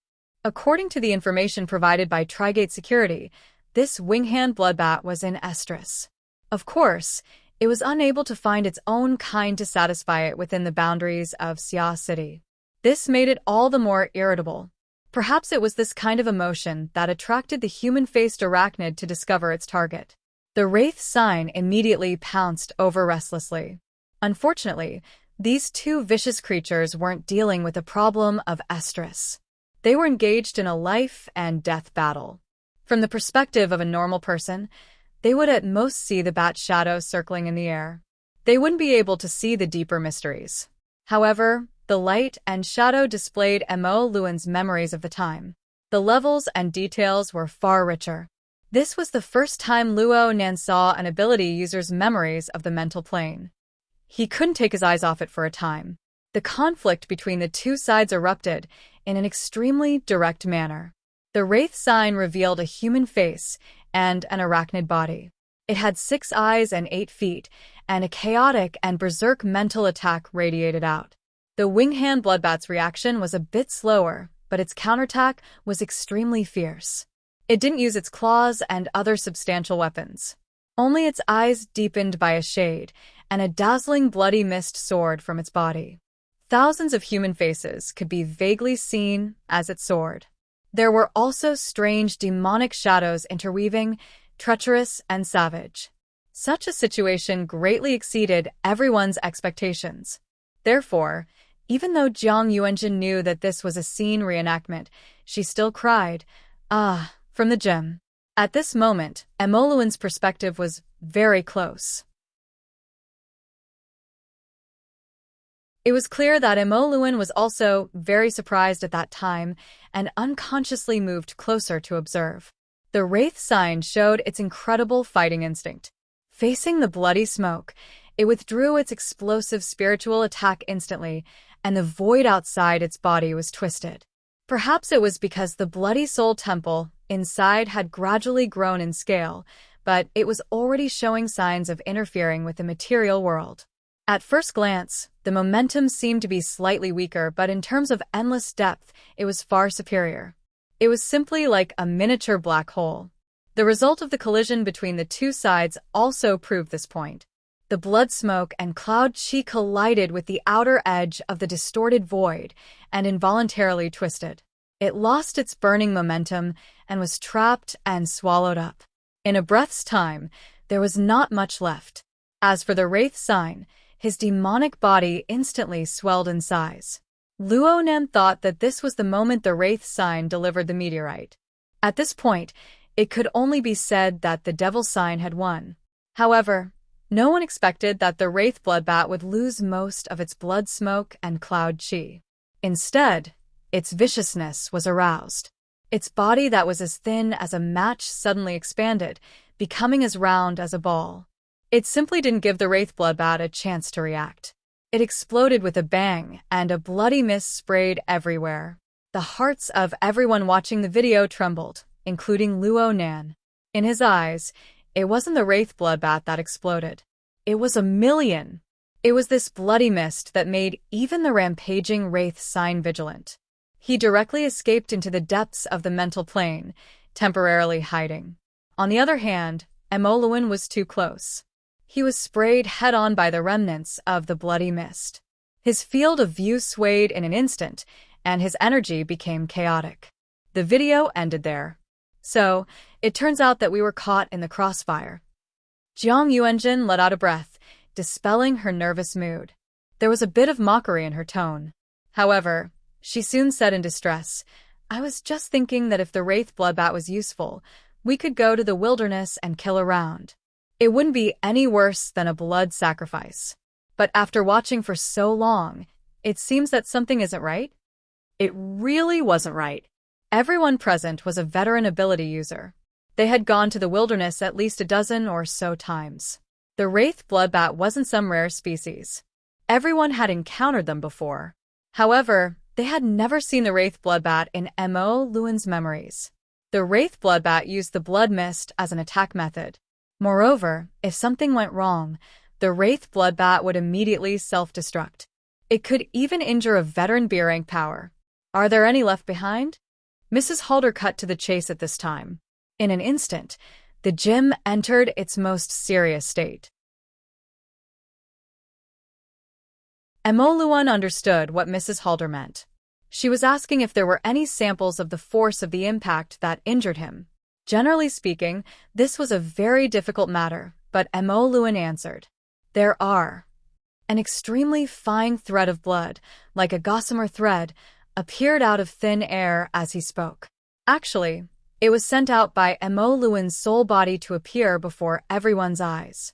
When this thread of blood was sent out, it was only a millimeter in length, but its diameter was even thinner. It was like a broken spider silk. If it wasn't for the brilliance of the bloody light, people with old eyes like Jiang Yuanjin wouldn't have been able to see it clearly. The nature of the thread of blood was extremely strange. It had only appeared in front of people for a few seconds, but it seemed to swell a bit and elongate a bit.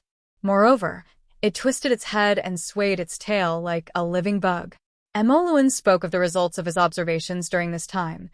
"For now, I am unable to define the mode of existence of this thing. It appeared within the blood of the Winghand vampire bat, but now it exists on the mental plane. It endlessly devours and paralyzes soul bodies, rapidly growing stronger." He was still looking for an adjective when Mrs. Halder cut to the chase. A biological fission reproduction. A kind of mental microorganism, or perhaps a virus. Jiang Yuanjin suddenly clapped his hands. A human-faced arachnid. Everyone understood what he meant. Inlo unconsciously stood up straight. It really is similar. Could it be a dark-sided species? A species that we have never discovered before? A dark-sided species? Luo Nan, who could be called the best listener, suddenly became interested. This thing was a dark-sided species? If this really was the case, then it would be the second species that he had seen with his own eyes. Luo Nan had studied the human-faced arachnid in detail during this period of time, but it didn't yield any results. The dark-sided species, or dark-sided life form, was a new concept in and of itself. It hadn't even been 2 years since it was proposed. A complete system had yet to be formed, and the amount of information was pitifully small. Luo Nan suspected that with his understanding of the human-faced arachnid, he could list a few phenomena and write a paper. He would receive treatment from a top journal, and he would earn so many honor points within the society that his hands would go limp. Therefore, he still had to rely on himself for everything. Luo Nan discovered that this blood virus was quite different from the human-faced arachnid through his observations. It was just as Emoluen said. This thing's stance was quite ambiguous. It switched back and forth between the material plane and the mental plane. Essentially speaking, this was because its living environment was at the juncture between the mental and the material plane. It was an amphibious species.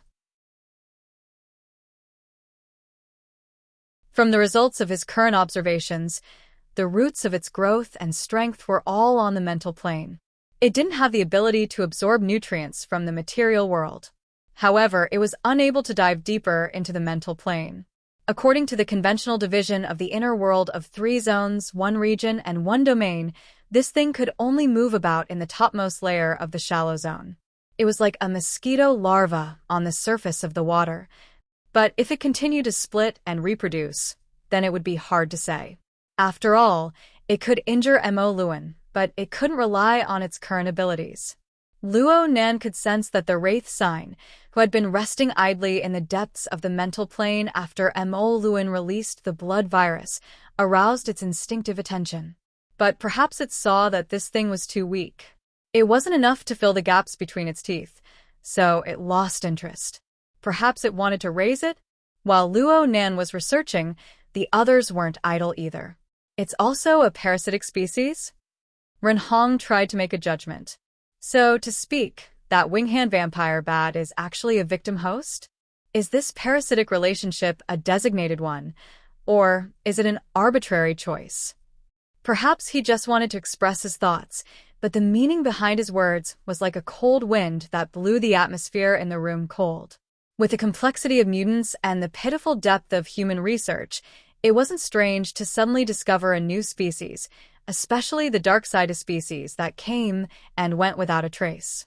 However, the situation of being parasitized still made people feel unhappy. In the research of mutants, parasitic and symbiotic relationships were actually quite common. During the craziest mutant era, large quantities of insects and microbes on Earth suffered from warped mutations. They evolved into similar abilities, bringing about an extremely terrifying chaos.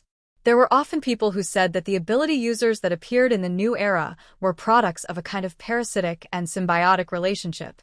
They were mutations caused by special viruses entering the host cells. But it was very hard for people to accept this theory. As humans who possessed high levels of intelligence, they instinctively loathed this sort of image that threatened their self-awareness. 9 out of 10 dark-sided species are parasitic. There's no need to say too much. Lady Halder ignored her own instincts with her powerful willpower. She focused her gaze on the swimming blood virus before her eyes. After observing it seriously for a period of time, she spoke softly. It uses the blood essence of the fleshly body to drive a viral fission on the mental plane. This sort of interference method seems berserk, but it's actually precise and mysterious. Is it that hard to get rid of? For me, it would take a few days.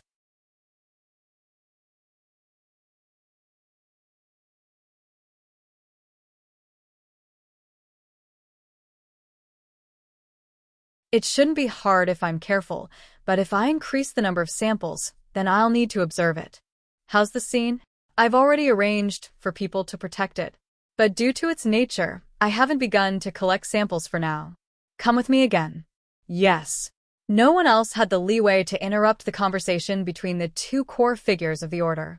Only when the principles for handling the matter were decided did Lady Halder change the topic. With Emoluan's condition, it won't be suitable for him to continue hurting for a period of time in the future. We need to adjust the candidates. Everyone discussed this. Everyone's expressions were solemn. What Lady Halder said was a very realistic matter. The founding ceremony of the Blood Flame Order was on December 21st. There were only 40 days left until today. The mold for the Blood Soul Temple had just reached the 5th stage. The progress was smooth, but it could not be interrupted no matter what.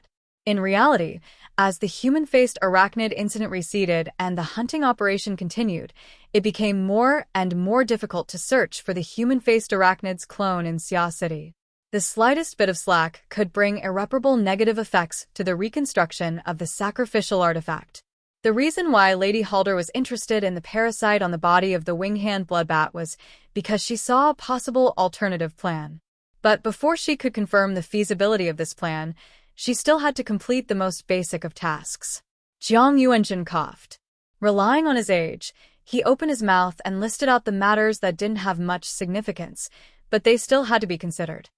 The herding law in our hands has already appointed 4 shepherds. Aside from Mo Luan, there are the Lord Ablatum and 2 Deputy Ablatums. There are 3 candidates, but considering that the Lord Ablatum needs to prepare for the sacrificial ceremony and coordinate with the Blood Flame Will every day, it is hard for him to split his time. So there are only 2 candidates, Yin Lo and Ren Hong. Which one do you choose?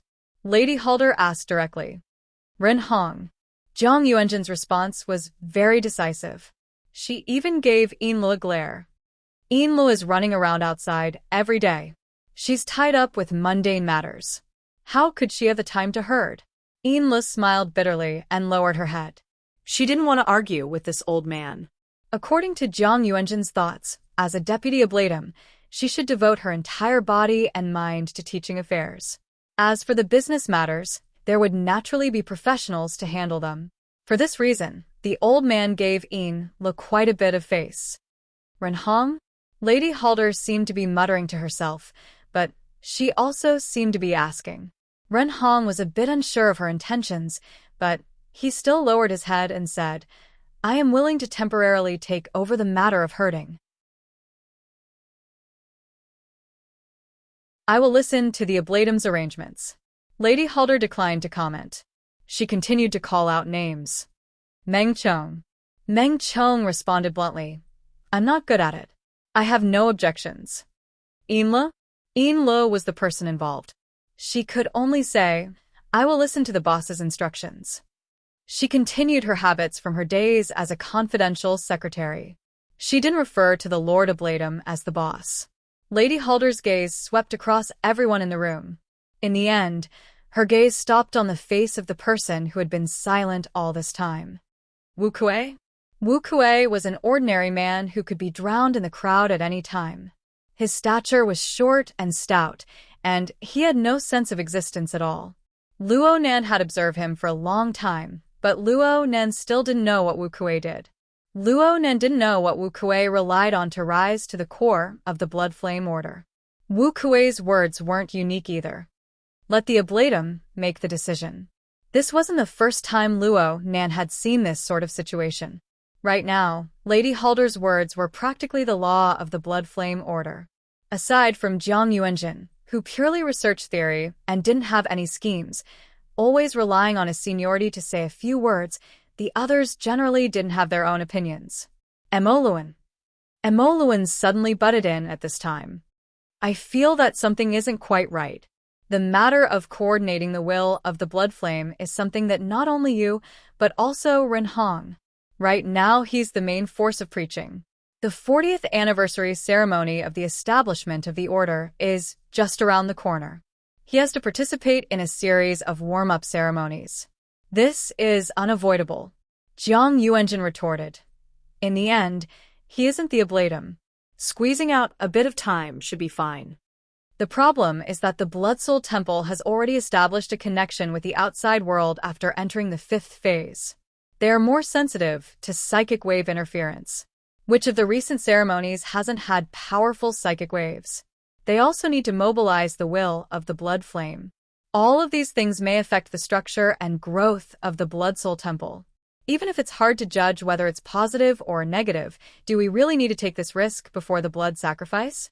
Jiang Yuanjin's expression changed slightly when she heard this. She immediately changed her words. We have to be on guard. Lady Halder nodded slightly. Then it's Yinlu. A bunch of words were said, but in the end, it was Lady Halder who made the final decision. Emoluan would always provide the best reason for her to speak. These were the rules of discussion of the Blood Flame Order. Lady Halder's gaze turned to Yinlu. December 21st is the ceremony of the establishment of the order. Nothing can go wrong. For the next few days, hand over the affairs in your hands that can be handed over. Don't think too much. I will send Meng Chong to follow you. You must ensure that nothing goes wrong. You're tuning in to the Dreamy Chapters YouTube channel. We're so grateful for your support, and don't forget to subscribe to join us on this incredible journey through captivating stories. Your generosity through donations truly makes a world of difference, as it's the primary source of revenue that allows me to expand and enhance this channel for you. Thank you from the bottom of my heart for being a part of this adventure.